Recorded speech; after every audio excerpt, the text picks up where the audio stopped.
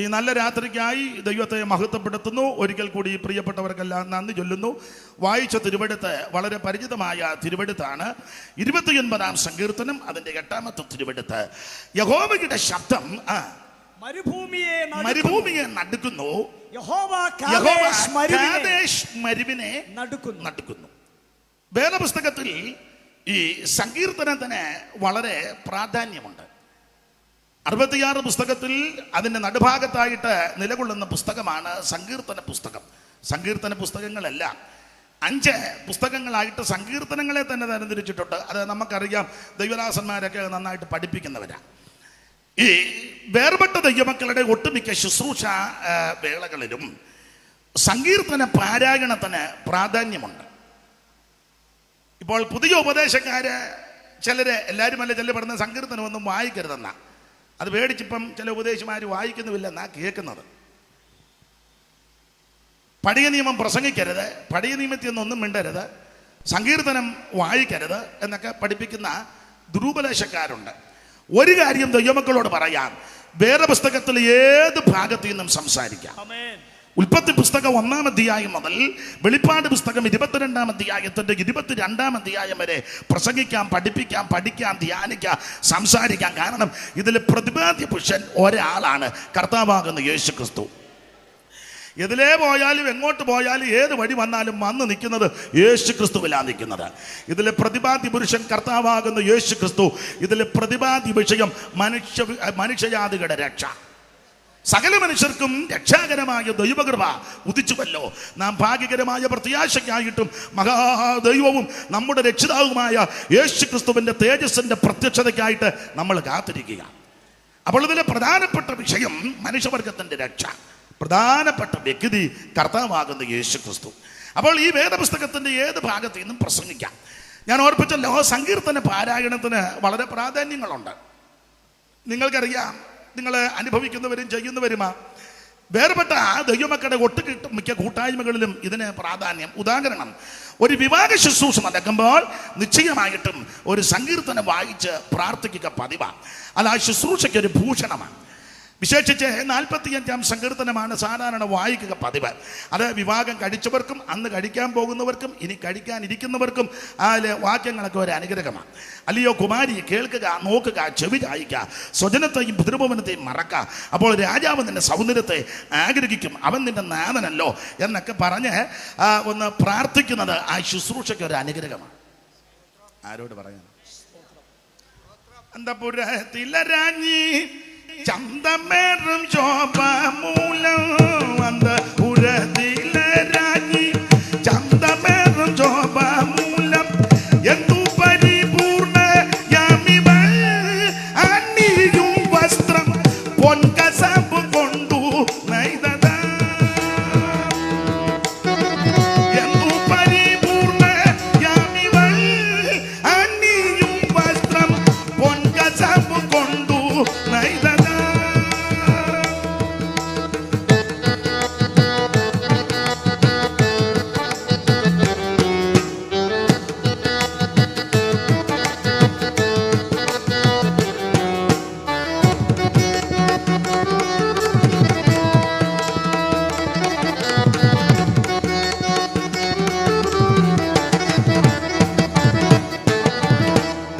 ദന്തം കൊണ്ടുള്ളതാം ചന്തമേറും രാജധാനി, ദന്തി ദന്തം കൊണ്ടുള്ളതാം ചന്തമേറും രാജ.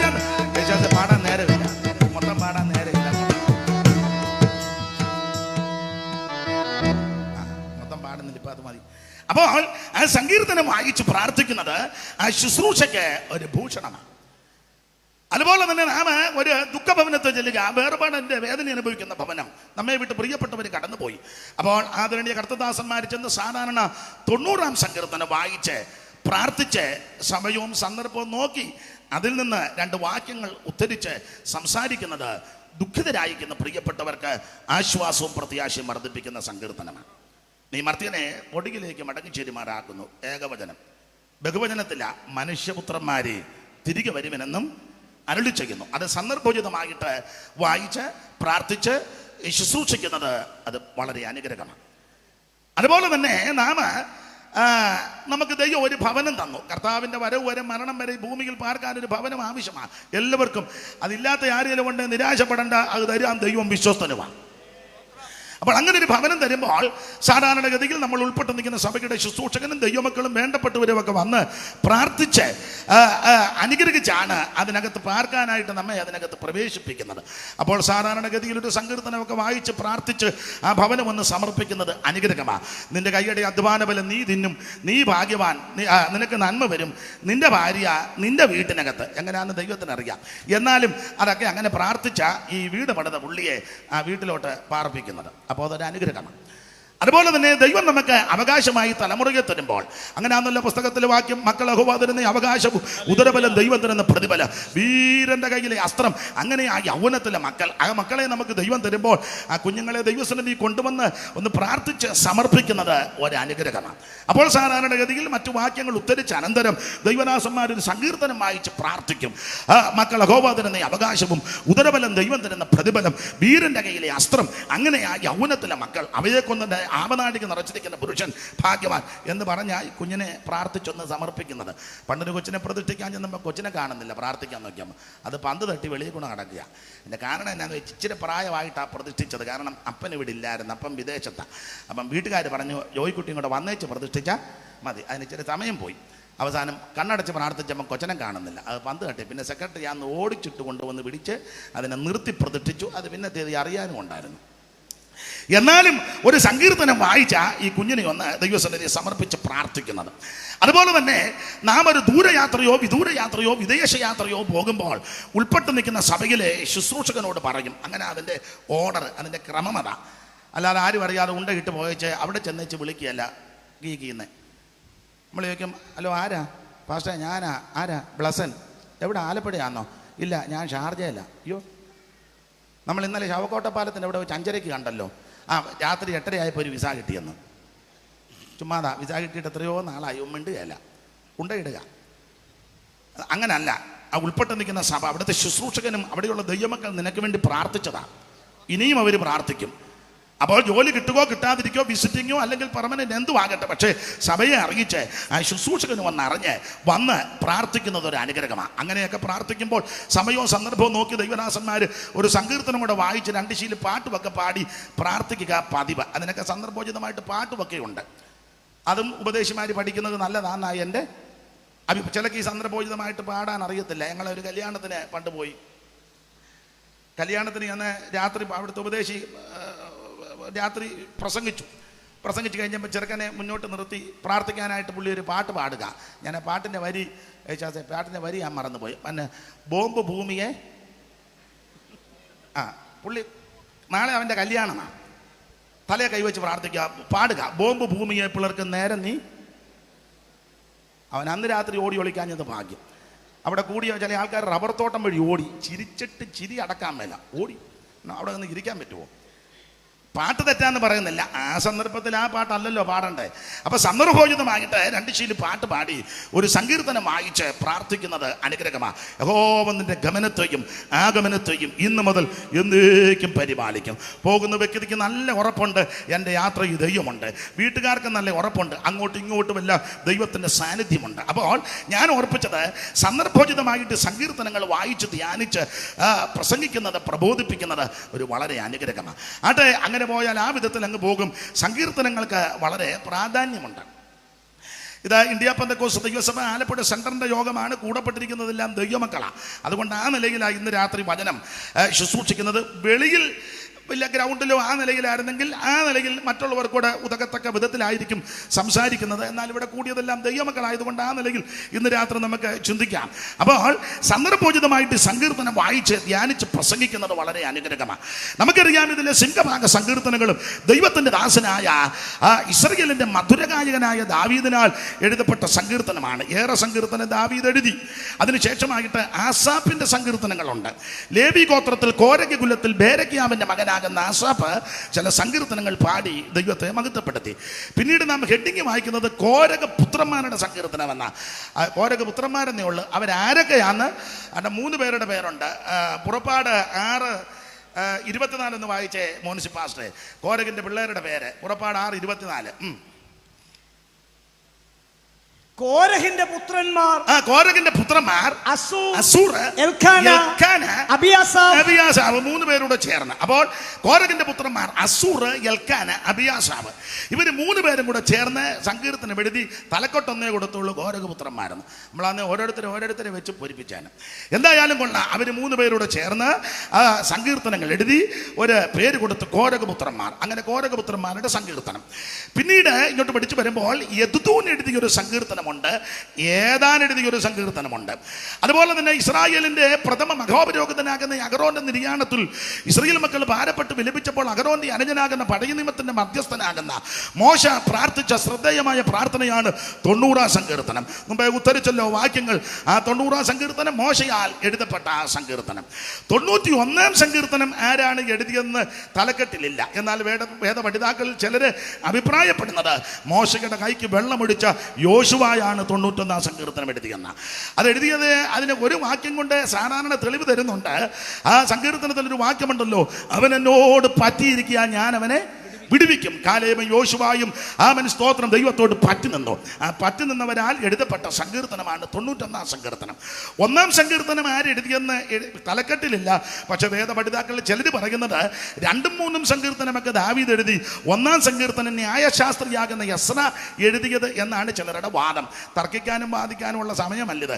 ഞാൻ പറഞ്ഞു വന്നത് സങ്കീർത്തനത്തിന് വളരെ പ്രാധാന്യമുണ്ട്. ഇനി അജ്ഞാന സങ്കീർത്തനങ്ങൾ, ആരോഹണ സങ്കീർത്തനങ്ങൾ, അവരോഹണ സങ്കീർത്തനങ്ങൾ, ശാപസങ്കീർത്തനങ്ങൾ, മശിക സങ്കീർത്തനങ്ങൾ, ഇടയ സങ്കീർത്തനങ്ങൾ, പ്രേമ സങ്കീർത്തനങ്ങൾ, ഇങ്ങനെ സങ്കീർത്തനങ്ങൾ വളരെ നീണ്ട പട്ടികയാണ്.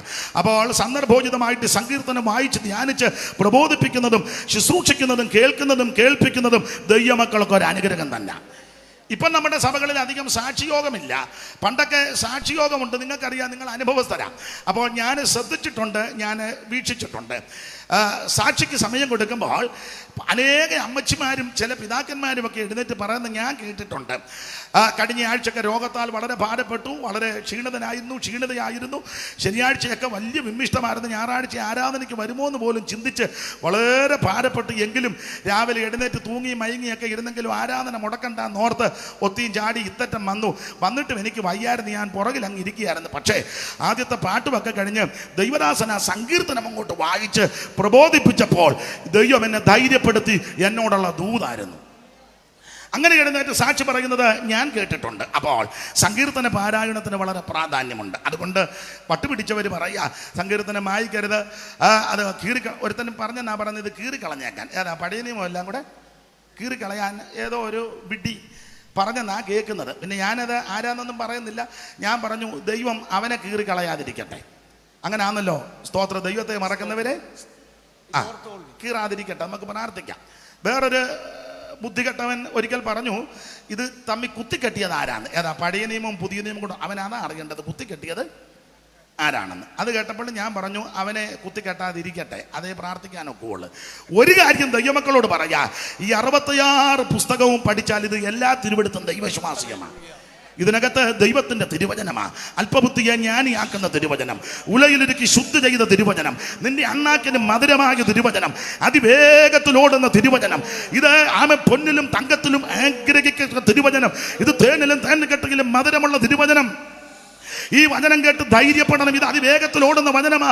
യെശയ്യാ പറയുക, എന്റെ വായിൽ നിന്ന് പുറപ്പെടുന്ന വചനം വെറുതെ എന്റെ അടുക്ക വരത്തില്ല, ഞാൻ അയച്ച കാര്യം സാധിപ്പിക്കും, ഇഷ്ടമുള്ളതെല്ലാം നിവർത്തിക്കും എന്ന് പറഞ്ഞാൽ ഇന്ന് രാത്രി രോഗശാന്തിയുടെ വചനം അങ്ങോട്ട് വന്ന് രോഗം വർദ്ധിപ്പിക്കുകയല്ല, ഈ വചനം കടന്നു വന്ന് ക്രിയ ചെയ്ത് നിന്റെ രോഗത്തെ സൗഖ്യമാക്കും. Praise the lord. വിഷണ്ണ മനസ്സിന് സ്തുതി എന്ന മേലാട് കൊടുക്കുന്നത് ആ ദൈവത്തിന്റെ വചനം. മാത്രമല്ല എബ്രായർ 4:12 പിടിക്കുന്ന എല്ലാവർക്കും മനപ്പാടമാ. ആ ഇരുവായിട്ടുള്ള ഏത് വാളിനേക്കാൾ മൂർച്ചയേറിയതും ആത്മാവിനെയും പ്രാണനെയും സന്ധിമറ്റകളെ വേറെ വിടുവിക്കുമെന്നെ തുളച്ചുകൊള്ളുന്ന ദൈവത്തിന്റെ വചനം. ഇന്ന് രാത്രി ആ വചനം നിന്നോട് വ്യവഹരിച്ചുകൊണ്ടിരിക്കുക. യിരെമ്യാ പറയുക, യഹോവയുടെ വചനം തീ പോലെയും പാറയെ തകർക്കുന്ന ചുറ്റികയാ. ആവർത്തനത്തിൽ വായിക്കുക, ഇളം പുല്ലി പെയ്യുന്ന മഞ്ഞ് പോലെ മാരി പോലെ ദൈവത്തിന്റെ വചനം. 107-ാം സങ്കീർത്തനം, അവന്റെ വചനം വെച്ചവരെ സൗഖ്യമാക്കി. ഇന്ന് രാത്രി നിന്നെ സൗഖ്യമാക്കുന്ന വചനം നമ്മുടെ കർത്താവ് ഇങ്ങനെ തിരുവായി മടിഞ്ഞു.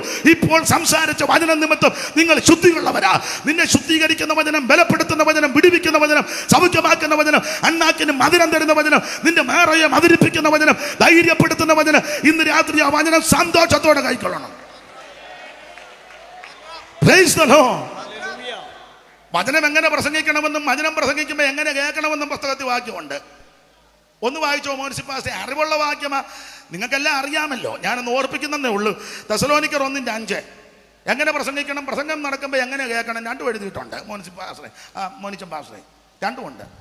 ഞങ്ങളുടെ സുവിശേഷം വചനമായി മാത്രമല്ല, ഞങ്ങളുടെ സുവിശേഷം വചനമായിട്ട് മാത്രം, കുറെ വാക്യം എനിക്കൂടെ വിടവ് തരണേ. ഞങ്ങളുടെ സുവിശേഷം വചനമായിട്ട് മാത്രമല്ല, കുറെ വാക്യം നിന്ന് പറയല്ല, നല്ലതാ വാക്യം, കുറെ വാക്യം അനങ്ങാതെ നിന്ന് കുറെ വാക്യം പറഞ്ഞേച്ച് പോകുകയല്ല. ഞങ്ങളുടെ സുവിശേഷം ശുശ്രൂഷ കുറെ വചനം മാത്രം പറയല്ല. വായിച്ചേ, ശക്തിയോടും പരിശുദ്ധാത്മാവോടും ബഹുനിശ്ചയത്തോടും, ഇങ്ങനെ ശുശ്രൂഷ, ശക്തിയോടും പരിശുദ്ധാത്മാവോടും അവൻ ബഹുനിശ്ചയത്തോടും. ഞാൻ പറയാനുണ്ട്, മറവിയുള്ളവരെ കുറിച്ചു വെക്കുന്ന നല്ലതാ. എല്ലാവർക്കും ഒരേ ഓർമ്മയല്ലല്ലോ. മറവിയുള്ളവരെ അത് കുറിച്ചു വെച്ച് തെറ്റാതെ പറയുന്നത് വളരെ, പക്ഷെ നമ്മുടെ വിശ്വാസികൾ ചെല്ലു പറയും, പാസ്റ്റർ കുറിപ്പുമായിട്ടാണ് വരുന്നത്. ആ പാസ്റ്റർ വിവരമുള്ള ആളാണ്, അതുകൊണ്ടാണ് കുറിപ്പുമായിട്ട് വരുന്നത്. കാരണം വിഡിത്തം ഒന്നും വിളിച്ച് പറയണ്ട, ഉള്ളത് പറഞ്ഞാൽ മതിയല്ലോ. കുറിപ്പ് വെച്ച് പറയുന്നത് നല്ലതാണ്. ഇല്ലാത്തവർ അത് തന്നെയാണല്ലോ ഓർത്ത് പറയുന്നത്. അപ്പം എന്തായാലും വചനത്തിൽ നിശ്ചയം വേണം. ഞങ്ങളുടെ സുവിശേഷം കുറെ വാക്യം കഷ്ടം സഹിക്കേണ്ടി വന്നിട്ടും നിങ്ങൾ പരിശുദ്ധാത്മാവിന്റെ സന്തോഷത്തോടെ വചനം കൈക്കൊണ്ടു. ഇന്ന് രാത്രി ദൈവദാസന്മാരെ ശുശ്രൂഷിക്കുന്നത് നിശ്ചയത്തോടും പരിശുദ്ധാത്മാവോടും അവൻ ശക്തിയോടും വചനം പറയുമ്പോൾ കേൾക്കേണ്ടത് എങ്ങനെ? അവൻ കഷ്ടം സഹിക്കേണ്ടി വന്നിട്ടും പരിശുദ്ധാത്മാവിന്റെ സന്തോഷത്തോടെ ദൈവത്തിന്റെ വചനം കൈക്കൊള്ളണം. ഇവിടെ ഇരിക്കുന്ന എല്ലാവർക്കും ഒന്നല്ലെങ്കിൽ മറ്റൊരു വിധത്തിൽ കഷ്ടങ്ങളുള്ളവരാ, പ്രയാസമുള്ളവരാ, പോരാട്ടമുള്ളവരാ, പ്രതികൂലത്തിന് തീച്ചുകൂടെ പോകുന്നവരാ ഇന്ന് രാത്രിയുടെ വന്നിരിക്കുന്നത്. പക്ഷേ ദൈവസന്നിധി വന്ന് ദൈവവചനം കേൾക്കുമ്പോൾ നിന്റെ കഷ്ടതയും പോരാട്ടം ഓർക്കരുത്. സന്തോഷത്തോടെ വചനം കൈക്കൊള്ളണം, സന്തോഷത്തോടെ വചനം കൈക്കൊള്ളണം. കാരണം ഈ വചനം നീ ഇവിടെ നിന്ന് കേൾക്കുമ്പോൾ ഈ വചനം നിന്റെ വീട്ടിൽ ചെന്ന് ക്രിയ ചെയ്തുകൊണ്ടിരിക്കും. ഈ വചനം ഇവിടെ നിന്ന് കേൾക്കുമ്പോൾ അത് വിദേശത്തോ വിദൂരതയിലോ ചെന്ന് ക്രിയ ചെയ്തുകൊണ്ടിരിക്കും. ഇത് അതിവേഗത്തിലോടുന്ന ദൈവവചനമാണ്. ഇന്ന് രാത്രി അങ്ങനെയുള്ള ദൈവവചന ശക്തിയോടെ കേൾക്കണം. അപ്പൊ ഇന്ന് രാത്രി അതിന് ദൈവം നമുക്ക് കൃപ നൽകുമാറാകട്ടെ. അതെ, വായിച്ച കുറുവാക്യത്തോട് കൂറു പുലർത്തണമല്ലോ. 29-ാം സങ്കീർത്തനം 8-ാം വാക്യം ഒരിക്കൽ കൂടി വായിക്കാം. യഹോവയുടെ വചനം മരുഭൂമിയെ നടുക്കുന്നു, യഹോവ കാദേശ് മരുവിനെ നടുക്കുന്നു. യഹോവ കാദേശ് മരുവിനെ നടുക്കുന്നു. ദൈവത്തിന് സ്തോത്രം. എന്താണ് ഇതിനെ ഇങ്ങനെ പറയാനുള്ള കാരണം? ശ്രദ്ധിക്കുക, നിങ്ങൾക്കറിയാം, ഈ യഹോവയുടെ ശബ്ദം മരുഭൂമിയെ നടക്കുന്നു, യഹോവ കാദേശ് മരുവിനെ നടക്കുന്നു. ഒരു കാര്യം ഇടയ്ക്ക് കയറി പറയാം, ദൈവം തമ്പുരാൻ പല നിലകളിലാണ് നമ്മോട് സംസാരിക്കുന്നത്. വളരെ ശക്തമായിട്ട് ദൈവം നമ്മോട് ഇടപെടും, അപ്പോൾ തന്നെ ശാന്തമായിട്ടും ദൈവം ഇടപെടും. ശക്തമായിട്ടും ഇടപെടും, ശാന്തമായിട്ടും. ദുർഗതിയാണോ രീതി കൊണ്ടാണോ നമ്മുടെ ഇടയിൽ വന്ന ഒരു അപാകത, അത് അപാകത എന്നേ പറയാൻ പറ്റുള്ളൂ. എനിക്കറിയാം, അനേക ദൈവദാസന്മാര് അവർക്ക് ശാരീരിക ക്ഷീണവും മറ്റ് ബുദ്ധിമുട്ടുള്ളത് കൊണ്ട് എഴുന്നേറ്റ് നിന്ന് നന്നായിട്ട് ദൈവവചനം പറയും. അപ്പം നമ്മുടെ വിശ്വാസികളിൽ ചിലര് പറയുന്ന കേട്ടിട്ടുണ്ട്, കൃപയൊന്നുമുള്ള ആളല്ല. ചിലർ പറയും അന്തരീക്ഷമില്ലായിരുന്നു, ചിലർ പറയും അഭിഷേകം പ്രാപിച്ച ആളല്ലെന്നാ തോന്നി. ഇങ്ങനെ പിന്നെ ഒത്തിരി അഭിപ്രായം, അതെല്ലാം ഇപ്പം പറയാൻ നേരമില്ല. ഞാൻ പറയേണ്ട നിങ്ങൾ പലരും പറഞ്ഞേച്ചാന്നല്ലോ ഇരിക്കുന്നത്. അപ്പം അതുകൊണ്ട് അവർ നന്നായിട്ട് ദൈവവചനം പറഞ്ഞാൽ പല അഭിപ്രായങ്ങളാണ് യോഗം കഴിഞ്ഞ് പോകുമ്പം. എന്നാൽ ചിലര് വന്ന് വചനമൊന്നും കാണുകയില്ല, ചുമ്മാ അങ്ങ് ബഹളമാണ്. ബഹളമെന്ന് പറഞ്ഞാൽ ഒരു സ്വസ്ഥത തരികയില്ല. അതുകൊണ്ട് നമ്മുടെ ആൾക്കാർ ഇപ്പം യോഗത്തിന് വിളിക്കുമ്പോഴും ചില പറയില്ലേ, നമുക്ക് നന്നായിട്ട് ഇളക്കുന്നയാളെ വിളിക്കണം. നന്നായിട്ട് ഇളക്കുന്നയാൾ, അത് കേറ്ററിങ്ങുകാർക്ക് ആവശ്യം, ഇളക്കുന്നവരെ. അവിടെ ഒത്തിരി സാധനം ഇളക്കാനുണ്ട്, അടി പിടിക്കാതിരിക്കാൻ. ഇവിടെ അതല്ല, ഇവിടെ ദൈവവചനം വന്നതിൻ്റെ ശക്തിയോടാണ് പറയേണ്ടത്. അപ്പൊ ചിലര് കടമൊന്നും കാണുകയില്ല, ചുമ്മാ ബഹളം ഉണ്ടാക്കും. യോഗം കഴിയുമ്പോൾ നമ്മൾ പറയാം നല്ല കൃപയുള്ള ആളായിരുന്നു കേട്ടോ. അത് നമ്മുടെ ഇടയിൽ ഒരു അഭിപ്രായമാണ്. ഒരു കാര്യം ദൈവമക്കളോട് പറയാം, ദൈവം ശക്തമായിട്ടും നിന്നോട് ഇടപെടും, ശാന്തമായിട്ടും ദൈവം ഇടപെടും. നിങ്ങൾക്കറിയാമല്ലോ, ശക്തമായിട്ട് ഇടപെട്ട കാര്യമാണ് വെളിപ്പാട് പുസ്തകം 1-ാം അധ്യായത്തിന്റെ 14-15. അവിടെ തേജസ്കരിക്കപ്പെട്ട യേശു ക്രിസ്തുവിനെ യോഹന്നാൻ ദർശിക്കുന്നു. പത്മോസ് ദ്വീപിൽ വെച്ച് കർത്തൃദിവസത്തിൽ ആത്മവിഭജനായ 1-ാം അധ്യായത്തിന്റെ 9 മുതൽ വായിച്ചോ. യോഹന്നാനെ പത്മോസ് എന്ന ദ്വീപിൽ നാട് കടത്തി. ആരംഭത്തിൽ യോഹന്നാനെ തിളച്ച എണ്ണയ്ക്കകത്തിട്ടെന്ന ചരിത്രം പറയുന്നത് വേദപുസ്തകത്തിൽ എഴുതിയിട്ടില്ലെങ്കിലും ചരിത്രം പറയുന്നത് തിളച്ച എണ്ണയ്ക്കകത്തിട്ടെന്ന എന്ന് പറഞ്ഞ് ഈ മാർഗം തകർക്കാൻ, ഇദ്ദേഹത്തെ നശിപ്പിക്കാൻ, അദ്ദേഹത്തെ മുടിക്കാൻ, നാടൻ ഭാഷ പറഞ്ഞ മത്തി വറുത്ത് കോരുന്നത് പോലെ പുള്ളിയെ അവൻ വറുത്ത് കോരാനായിട്ട് വെട്ടിത്തിളയ്ക്കുന്ന എണ്ണയ്ക്കകത്ത് യോഹന്നാനെ ഇട്ടു. എൻ്റെ ഭാവനയും കൂടെ ചേർത്ത് പറയാം.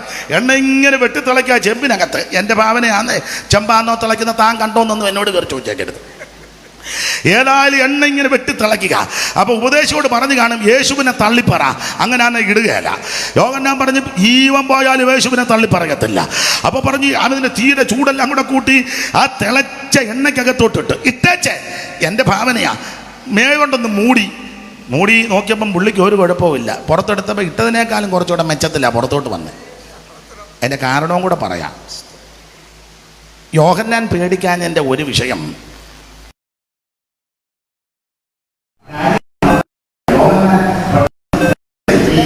തിളച്ച എണ്ണയും കണ്ടപ്പം യോഹന്നാൻ്റെ അകത്തൊരു ചിന്ത വന്നത്, സ്തോത്രം, പണ്ട് 7 മടങ്ങ് തീയുടെ ബലം കൂട്ടിയ ഒരു സംഭവമുണ്ട്. അന്ന് 3 ബാലന്മാരെ ഈ തീക്കകത്തിട്ടു. ഇട്ടവനും ഇട്ട രാജാവും എല്ലാം നോക്കി നിൽക്കുമ്പോൾ 4-മതൊരുവൻ ആ തീയുടെ നടുവിൽ കൂടെ ഇറങ്ങി. അവനെയാ ഞാൻ സേവിക്കുന്നത്. എന്നെ കേൾക്കുന്ന പ്രിയപ്പെട്ടവരെ, തീച്ചൂള ചിലപ്പോൾ കൂട്ടിയെന്ന് വരാ, നിനക്കെതിരെ അവൻ തീച്ചൂള വർദ്ധിപ്പിച്ചെന്ന് വരാ, നീ വെന്ത് കരിഞ്ഞ് കാണുവാൻ കാത്തു നിൽക്കുന്നവർ കണ്ടെന്ന് വരാ. നീ പതറരുത്, ക്ഷീണിക്കരുത്. നിനക്ക് വേണ്ടി 4-മനായിട്ടൊരുവൻ ഇറങ്ങി വരും.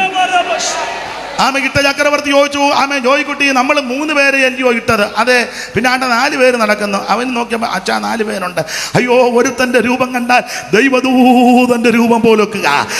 നീ ആമനത് ഏകയായി പ്രതികൂലത്തിന്റെ തീച്ചൂളക്കകത്തൂടെ പോകുമ്പോൾ കണ്ണടച്ച് കളയുന്ന ദൈവമല്ല, മാറിക്കളയുന്ന ദൈവമല്ല, നിന്നെ ഉപേക്ഷിക്കുന്ന ദൈവമല്ല, നിന്നെ തള്ളിക്കളയുന്ന ദൈവമല്ല. 4-മനായി തീയുടെ നടുവിൽ കൂടി നടകൊള്ളുന്ന നസറായൻ ഇന്ന് രാത്രി നമ്മുടെ നടുവിലുണ്ട്. ആ കരങ്ങൾ ഉയർത്തി ദൈവത്തിന് മഹത്വം കൊടുക്ക. തീച്ചുള്ള എതിരായതിഞ്ഞാൽ ശത്രുക്കിനെ പോൽ വീഴ്ത്തപ്പെട്ടാലും തീച്ചുള്ള എതിരായതിഞ്ഞാൽ ശത്രുക്കിനെ പോൽ കൂടെയും അഗ്നിയിലിറങ്ങി വെന്തിടാതെ പ്രിയൻ വിടുവിക്കും. എന്നോട് കൂടെയും അഗ്നിയിലിറങ്ങി വെന്തിടാതെ പ്രിയൻ വിടുവിക്കും.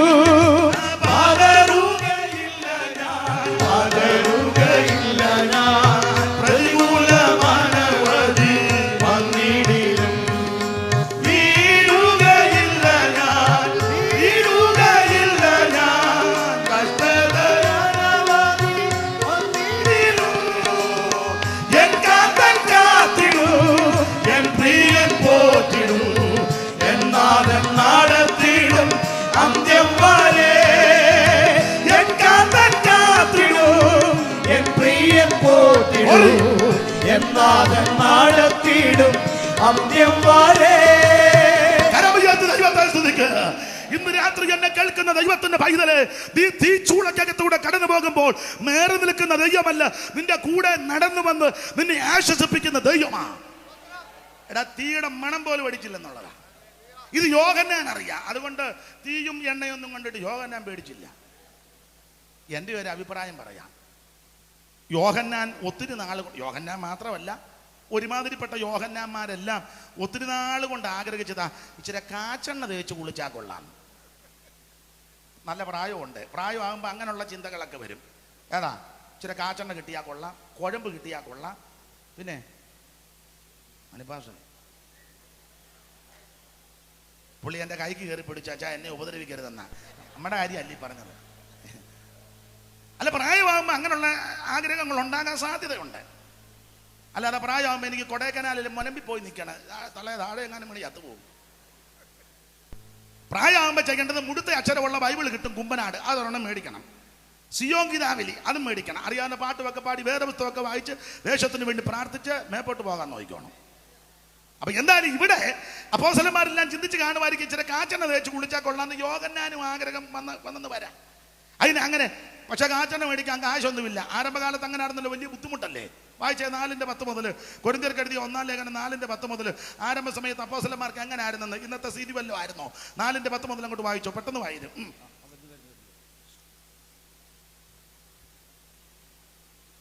ഞങ്ങൾ ക്രിസ്തു നിമിത്തം ഭോഷന്മാർ, ഞങ്ങൾ ക്രിസ്തു നിമിത്തം ഭോഷന്മാർ, നിങ്ങൾ ക്രിസ്തുവിൽ വിവേകികൾ. ഞങ്ങൾ ബലഹീനർ, ഞങ്ങൾ ബലഹീനർ, നിങ്ങൾ ബലവാന്മാർ. നിങ്ങൾ മഹത്തുക്കൾ, ഞങ്ങൾ മാനഹീനർ. ഈ നാഴിക വരെ ഞങ്ങൾ വിശന്നും ദാഹിച്ചും. ഈ നാഴിക വരെ ഞങ്ങൾ ബഹുവചനമാണ്. ഇതെഴുതിയ അപ്പോസ്തലനും ശേഷമുള്ള അപ്പോസ്തലന്മാർ വന്ന് സാരം. ഞങ്ങൾ ബഹുവചനം. ഈ നാഴിക വരെ, ഇതെഴുതുന്ന സമയം വരെ ഞങ്ങൾ, ഞാനും ശേഷമുള്ള അപ്പോസ്തലന്മാർ വന്ന് സാരം. ഈ നാഴിക വരെ ഞങ്ങൾ വിശന്നും ദാഹിച്ചും ഉടുപ്പാനില്ലാതെയും കുത്തുകൊണ്ടും സ്ഥിരവാസം കൂടാതെ. അന്നേരം പറയും അന്ത്യോക്യ സിംഹാസനം ഉണ്ടായിരുന്നെന്ന്, കൊരണ്ടി പോലും ഇല്ലായിരുന്നു. അന്നേരം പറഞ്ഞു അന്ത്യോക്യല്ല റോമിലായിരുന്നെന്ന്. എന്തോ പറയാനാ? എടാ, അന്ത്യോക്യയിലും ഇല്ല റോമിലും ഇല്ല, പട്ടിയെ ഓടിക്കുമ്പോൾ ഓടിക്കുക, സ്ഥിരവാസം കൂടാതെ. ഈ നാഴിക വരെ ഞങ്ങൾ വിശന്നും ദാഹിച്ചും ഉടുപ്പാനില്ലാതെയും കുത്തുകൊണ്ടും സ്ഥിരവാസം കൂടാതെ. ഇനി 2 കൊരിന്ത്യർ 11 താഴോട്ടുള്ള വേദഭാഗമൊന്നും ഇപ്പം വായിപ്പിക്കുന്നില്ല, പിന്നീട് വായിച്ചാൽ മതി. അറിയാമല്ലോ, കാട്ടിലെ ആപത്ത്, കടലിലെ ആപത്ത്, കള്ള സഹോദരന്മാരുടെ ആപത്ത്, പട്ടിണി, പൈതാകം, ഉപദ്രവം, നഗ്നത, ആപത്ത്, കടലിലെ ആപത്ത്, കള്ള സഹോദരന്മാരുടെ ആപത്ത്, കോലിനാണ് കൊണ്ടത്, കല്ലേറ് കൊണ്ടത് എന്ന് വേണ്ടെന്നെല്ലാം വൈതരണികളാണ്. ഇതിനിടെ എവിടെ കാച്ചെണ്ണ തേച്ച് കുളിക്കാൻ നേരം. അപ്പോൾ ഒരു ആഗ്രഹം വന്ന് കാണും, ഇച്ചിരി കാച്ചെണ്ണ കിട്ടിയ കൊള്ളാം. ഈ ചില ആഗ്രഹമൊക്കെ ദൈവം നിറവേറ്റും, പക്ഷെ വേറെ രീതി കൂടാന്നേ ഉള്ളൂ. ഒരല്പ കാച്ചെണ്ണ ഞാൻ പുള്ളി പ്രതീക്ഷിച്ചെങ്കിലും ദൈവം തമ്പുരാൻ കൊടുത്തപ്പോൾ ഒരു ചെമ്പ് നിറച്ച് കാച്ചിട്ടിരിക്കുക. പുസ്തകത്തിൽ ഉപദേശം വിഷയമാ വേറെ ആണെങ്കിലും പ്രയോഗം കൊള്ളാം, ചോദിക്കുന്നതിലും അതാട്ടെ. അങ്ങനെ യോഹന്നാനെ പിന്നീട് നാട് കിടത്തി, വിവരിക്കുന്നില്ല. പത്മോസിൽ ഏകനായി കിടക്കുമ്പോൾ കറുത്ത ദിവസത്തിൽ ആത്മവിവശനായി യേശുവിന്റെ സാക്ഷ്യവും ദൈവത്തിന്റെ വചനവും നിമിത്തം നാട് കടത്തപ്പെട്ട പത്രോസ്, യോഹന്നാൻ പത്മോസ് എന്ന ദ്വീപിൽ നാട് കടത്തപ്പെട്ട് കിടക്കുമ്പോൾ കറുത്ത ദിവസത്തിൽ ആത്മവിവശനായി. അവശനായതല്ല, പിന്നെയോ ഇപ്പൊ അങ്ങ് അവശതയാകുക. ആരാധിച്ച് അങ്ങ് അവശതപ്പെട്ട ചോദിക്കും, മോളിമാമ നാളെ വരുമോ? വരികയിലെന്ന് പോലും പറയാനുള്ള ആവതില്ല. വൈകിട്ട് വരുമോ? ഈ ചാട്ടമെല്ലാം കൂടെ ചാടിയത് ഈ ചുമ്മാ കിടന്ന് ചാടരുത്. ആത്മാവിലാന്നേ നീ നാളെയും വരും, മറ്റന്നാളും വരും, ഒന്നും മുടക്കുകയല്ല. അപ്പൊ ചുരുക്കി പറഞ്ഞാൽ അവശനായെന്നല്ല, വിവശനാകുന്ന. 10 ദിവസത്തിൽ ആത്മവിവശനായി. വായിച്ചേ, നീ കാണുന്നത് ഒരു പുസ്തകത്തിൽ എഴുതി. നീ കാണുന്നത് ഒരു പുസ്തകത്തിൽ എഴുതണം. ആത്മവിവശത വന്നാൽ കാണും, കേൾക്കും, എഴുതും, അറിയും, ഓർക്കും, പറയും. ഇതൊക്കെ ആത്മവിവശത. ഇപ്പൊ പലയിടത്ത് ആത്മവിവശത വന്നാൽ പൊത്തോന്ന് വീണ് അവിടെ കിടക്കുക, അനങ്ങുകയല്ല. പിന്നെ മെയിൻ പുള്ളി പറയും തൊടണ്ട, അവിടെ കിടന്നോട്ടെന്ന്. അവർ വണ്ടി കയറി പോവുകയും ചെയ്തു. ഒടുവിൽ തള്ള എഴുന്നേറ്റ് വന്നപ്പോൾ ആരെയും കാണുന്നില്ല. നോക്കിയപ്പോൾ ആരുമില്ല. പാട്ടുകാർ അവരുടെ ഇതെല്ലാം എടുത്ത് കെട്ടുന്നു. അവർ മാത്രമേ ഉള്ളൂ. പിന്നെ അവസാനം ആ പോക്കൊക്കെ ഒന്ന് കാണേണ്ടത് തന്നെ. ഭർത്താവിന് പോകാനും ഒക്കത്തിൽ ഓട്ടോക്കാരും വന്ന് നിൽക്കുന്നു. കാരണം ഇങ്ങോട്ട് വന്നപ്പോൾ കാശ് കൊടുക്കാതെ അതിനകത്ത് കയറിയത്, അവന് കാശും വേണം. അവസാനം ആ പോക്കൊക്കെ നിങ്ങൾ ഒന്ന് കാണേണ്ടതാ. ഞാനൊരിക്കൽ കണ്ടതാ ഒരാൾ പോകുന്നത്. ഓട്ടോയിലോട്ട് ചെന്നങ്ങ് വീഴുക, വയ്യ. പിന്നെ പൊത്തൊന്ന് താഴെ വീണാൽ പിന്നെ എണ്ണം ഉണ്ടാകാതിരിക്കുമോ? പുള്ളിയും പുറകെ ചെന്ന് കയറി, പുള്ളിക്ക് പോകാതിരിക്കുക. കയറി ഇരുന്നുണ്ടപ്പോൾ എൻ്റെ വാച്ച് അവിടെ കാണും, എടുത്തുകൊണ്ട് വരാൻ. അയാൾ പിന്നെയും പുറകോട്ട് പോയി. കാരണം പുള്ളി എടുത്തില്ലെങ്കിൽ പുള്ളി തന്നെ പിന്നെ മേടിച്ച് കൊടുക്കേണ്ടി വരും. അതൊക്കെ അവശതയാ. ഇതങ്ങനല്ല, ഇത് വിവശതയാ. അവശത വേറെ, വിവശത വേറെ. താരതമ്യ പഠനമല്ലല്ലോ. അല്ലെ പിന്നെ അങ്ങോട്ട് പോകാറുണ്ട്. കറുത്ത ദിവസത്തിൽ ആത്മവിവശനായി നീ കാണുന്നത് ഒരു പുസ്തകത്തിൽ എഴുതി. നീ കാണുന്നത് ഒരു പുസ്തകത്തിൽ എഴുതി. എന്ന 7 സഭകൾക്ക് എഴുതുക എന്ന് കാഹളത്തിനൊരു ശബ്ദം എന്റെ പുറകിൽ കേട്ടു. എന്നോട് സംസാരിച്ച നാദം എന്തെന്ന് കാണാൻ ഞാൻ തിരിഞ്ഞു. 13-ാം വാക്യം തിരിഞ്ഞപ്പോൾ 7 പൊൻനിലവിളക്കുകളെ നിലവിളക്കുകളുടെ നടുവിൽ നിലയങ്കി ധരിച്ച് പൊൻകച്ച കെട്ടിവനായി മനുഷ്യപുത്രനോട്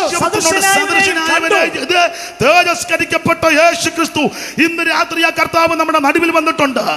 7 നക്ഷത്രം മലങ്കിൽ പിടിച്ച് നിലവിളക്കയുടെ നടുവിൽ നിലയങ്കി അവൻ ധരിച്ച് നടകൊള്ളുന്ന നസ്രായൻ ഇന്ന് രാത്രി നിന്റെ സമയമേ വന്നിട്ടുണ്ട്. ഈ രാത്രി ഈ ഹോളിനകത്ത് വന്നിട്ടുണ്ട്. എന്തിനു വന്നിരിക്കുന്നു? കുരുടർക്ക് കാഴ്ച കൊടുക്കുവാൻ, ചെകിടരെ കേൾവി കൊടുക്കുവാൻ, നടത്തുവാൻ, മുടന്തരെ നടത്തുവാൻ, ഊമർക്ക് സംസാരം കൊടുക്കുവാൻ, മരിച്ചവരെ ഉയർപ്പിക്കുവാൻ, രോഗികളെ സൗഖ്യമാക്കുവാൻ, ഭൂതങ്ങളെ പുറത്താക്കുവാൻ, നിന്റെ മേൽ കൃപ പകരുവാൻ ഇന്ന് രാത്രി നസറായൻ വന്നിട്ടുണ്ട്. അനുഭവിക്കുന്ന ദൈവമക്കൾ ഇന്ന് രാത്രി ദൈവത്തിന് മഹത്വം കൊടുക്ക്. ഓ കൃപ, മാറത്ത് വൻകച്ചകെട്ടവനായി, ചുട്ടുപടിപ്പിച്ച് വെള്ളോടിന് സദൃശമുള്ള പ്രാണമുള്ളവനായി, 7 നക്ഷത്രം മലകിൽ പിടിച്ചവനായി ഇന്ന് രാത്രി നസറായൻ ഈ നടുവിൽ ഉലാവിക്കൊണ്ടിരിക്കുക. അനുഭവിക്കുന്നവർ ഇന്ന് രാത്രി ദൈവത്തിന് മഹത്വം കൊടുക്കുക. ദൈവശക്തി വ്യാപരിക്കട്ടെ. നിന്റെ വിഷണ്ണ മനസ്സിന്ന് രാത്രി മാറട്ടെ. സ്തുതി എന്ന മേലാട ഇന്ന് രാത്രി പകരട്ടെ. ദൈവകൃപ ഇന്ന് രാത്രി വ്യാപരിക്കട്ടെ. നിന്റെ അസ്ഥിക്കകത്ത്, ധമനിക്കകത്ത്, ഞരമ്പിനകത്ത്, രക്തത്തിനകത്ത് കുടുങ്ങിയിരിക്കുന്ന രോഗാണുക്കൾ ഈ രാത്രി ദൈവത്തിന്റെ വചനത്തിന്റെ ശക്തികൾ ഒഴുകി മാറട്ടെ. ഓ കൃപ, കൃപ, ഓ ഒരറ്റം മുതൽ ഒരറ്റം വരെ ദൈവശക്തി വ്യാപരിക്കട്ടെ. നമ്മുടെ മഹായോഗത്തിന്റെ കൊടുവലത്തെ രാത്രി യോഗത്തിൽ ദൈവകൃപ ഇന്ന് രാത്രി വ്യാപരിക്കട്ടെ. ശിരസ് മുതൽ പ്രാണം വരെ ദൈവകൃപ, വചനത്തിന്റെ ശക്തി, ദൈവത്തിന്റെ വചനത്തിന്റെ വ്യാപാര ശക്തി, ദൈവാത്മാവിന്റെ വ്യാപാര ശക്തി. ദൈവത്തിന്റെ മഹത്വം, ദൈവത്തിന്റെ മഹത്വം, ദൈവത്തിന്റെ മഹത്വം, ദൈവത്തിന്റെ മഹത്വം, ദൈവത്തിന്റെ മഹത്വം, ദൈവത്തിന്റെ മഹത്വം, ദൈവത്തിന്റെ മഹത്വം, ദൈവത്തിന്റെ മഹത്വം, ദൈവത്തിന്റെ മഹത്വം, ദൈവത്തിന്റെ മഹത്വം, ദൈവത്തിന്റെ മഹത്വം, ദൈവത്തിന്റെ മഹത്വം, ദൈവത്തിന്റെ മഹത്വം, ദൈവത്തിന്റെ മഹത്വം, ദൈവത്തിന്റെ മഹത്വം, ദൈവത്തിന്റെ മഹത്വം, ദൈവത്തിന്റെ മഹത്വം.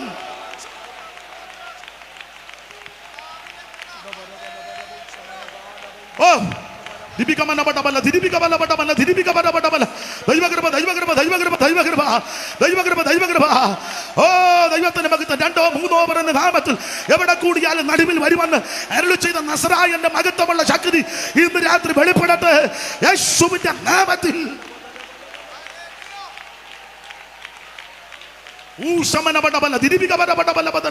ദൈവകൃപ, ദൈവകൃപ, ദൈവകൃപ, ദൈവകൃപ, ദൈവത്തിന്റെ മഹത്വം, ദൈവത്തിന്റെ മഹത്വം. കരമുയർത്തി ഹല്ലേലൂയ പാടാം. കാലുകളിൽ കാച്ചി പഴുപ്പിച്ച നല്ല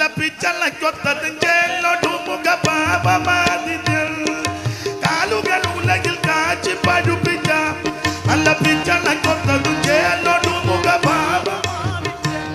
ശക്തിയോടും പ്രകാശിക്കും പോലെ നല്ല മുടി തവളം പഞ്ഞി പോലെ ഇരിക്കുന്നു ദൈവപുത്രനെ സ്തുതിപ്പി സ്തുതിപ്പി യേശുദേവനെ. ഹല്ലേലൂയ പാടി സ്തുതിപ്പി സ്തുതിപ്പി യേശുദേവനെ. വളരെ വെള്ളത്തിൽ നിരച്ചിൽ കൊത്തതും ശവക്കല്ലറയിൽ നിന്നും വെളിയ മരിച്ചോരുയർന്നു വരുവാനായി തക്കവല്ലഭമുള്ള എളിയ ജനം ചെവിക്കൊള്ളുവതുമായ വലിയ ഗംഭീര ശബ്ദമുള്ള സ്തുതിപ്പി സ്തുതിപ്പി യേശുദേവനെ. ഹല്ലേലൂയ പാടി സ്തുതിപ്പി സ്തുതിപ്പി യേശുദേവനെ. വലിയ ദൈവദൂതന്റെ ശബ്ദവും ദൈവകാകലവും തന്റെ വിളികൊണ്ടിന്റെ കലർന്നു മുഴങ്ങവേ പനലോകത്തിൽ നിന്ന് ജ്വലിക്കും അഗ്നിമേഘത്തിൽ വെളിപ്പാൻ കലങ്ങി ദുഷ്ടതൻ മക്കളാണെന്ന് സ്തുതിപ്പി സ്തുതിപ്പി യേശുദേവനെ. ഹല്ലേലൂയ പാടി സ്തുതിപ്പി സ്തുതിപ്പി യേശുദേവനെ. മന്നവ മന്നനാകുന്ന മജിരാജേ മകസേനയിൽ കർത്തനെ മണ്ണും പെണ്ണും പടച്ചവനെ മണ്ണു നന്ദനെ പരനന്ദനെ മേരി നന്ദനെ രാജനന്ദനെ നിങ്ങൾ നന്ദിയോട് പാടി സ്തുതിപ്പി സ്തുതിപ്പി യേശുദേവനെ. ഹല്ലേലൂയ പാടി സ്തുതിപ്പി സ്തുതിപ്പി യേശുദേവനെ. കരമുയർത്തി ഹല്ലേലൂയ പാടാം. ഇന്ന് രാത്രി നസറായൻ നമ്മുടെ നടുവിലുണ്ടെന്ന് തിരിഞ്ഞപ്പോൾ 7 നക്ഷത്രം മലങ്ങി പിടിച്ച 7 പർദ്ദകളുടെ നടുവിൽ വിലയങ്ക ധരിച്ച് മാരത്ത് വൻകച്ചകെട്ടവനായി മനുഷ്യപുത്രനോട് സദൃശനായവനെ ഞാൻ കണ്ടു. അടുത്ത വാക്യം. അവന്റെ തലയും തലമുടിയും വെളുത്ത പഞ്ഞി പോലെ. അവന്റെ തലയും തലമുടിയെല്ലാം ഡൈ അടിച്ചെന്നല്ല, പിന്നെയോ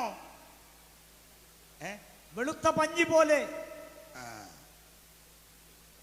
അടുത്ത വാക്യം വായിച്ചു. ഹിമത്തോളം വെള്ളയും കണ്ണ് അഗ്നിജ്വാലയ്ക്കൊത്തതും. കണ്ണ് അഗ്നിജ്വാലയ്ക്കൊത്തതും പിന്നെ കാലുലയിൽ ചുട്ടുപഴുപ്പിച്ച വെള്ളോട്ടന് സദൃശ്യവും. അടുത്തത് അവന്റെ ശബ്ദം പെരുവെള്ളത്തിന്റെ ഇരച്ചിൽ പോലെ. ശബ്ദം, അവിടുത്തെ ശബ്ദം പെരുവെള്ളത്തിന്റെ ഇരച്ചിൽ പോലെയായിരുന്നു. ഇന്ന് രാത്രി പെരുവെള്ളത്തിന്റെ ഇരച്ചിൽ പോലെ ദൈവം നിന്നോട് ഇടപെടും. പെരുവെള്ളം ഇളകി വരുന്നത് പോലെ, ഇരച്ചു വരുന്നത് പോലെ ദൈവം നിന്നോട് ഇടപെടും. അപ്പോൾ ശക്തമായിട്ടും ദൈവം ഇടപെടും, ശാന്തമായിട്ടും. ഇവിടെ പെരുവെള്ളത്തിന്റെ ഇരച്ചിൽ പോലെ. വേറൊരു ഭാഗത്ത് സാവധാനത്തിൽ മൃദുശബ്ദമെന്ന 19-11 വായിച്ചു. രാജാക്കന്മാരുടെ 1-ാം പുസ്തകം 19:11. അറിവുള്ള വാക്യമാ എങ്കിലും വായിച്ചു. അറിയാത്ത ആരെങ്കിലും ഉണ്ടെങ്കിൽ അവരൊന്ന് അറിഞ്ഞോട്ടെ. ഇവിടെ ഇരിക്കുന്ന എല്ലാവർക്കും അറിയാന്നുള്ളത് എനിക്കറിയാം. അറിയാത്ത ആരെങ്കിലും ദൂരെ ഇരിപ്പുണ്ടെങ്കിൽ അവരൊന്ന് അറിഞ്ഞോട്ടെ. 19:11 താളിഞ്ഞോട്ട് മറിക്കുമ്പോൾ ഇടത്ത് വശത്ത് മേളില്. നീ പുറത്തു വന്ന് പർവ്വതത്തിൽ യഹോവയുടെ മുൻപാകെ നിൽക്ക എന്നവൻ കൽപ്പിച്ചു. അപ്പോൾ ഇതാ യഹോവ കടന്നു പോകുന്നു. ശക്തിയുള്ള ഒരു കൊടുങ്കാറ്റ് യഹോവയുടെ മുൻപിൽ പർവ്വതങ്ങളെ കീറി പാറകളെ തകർത്തു.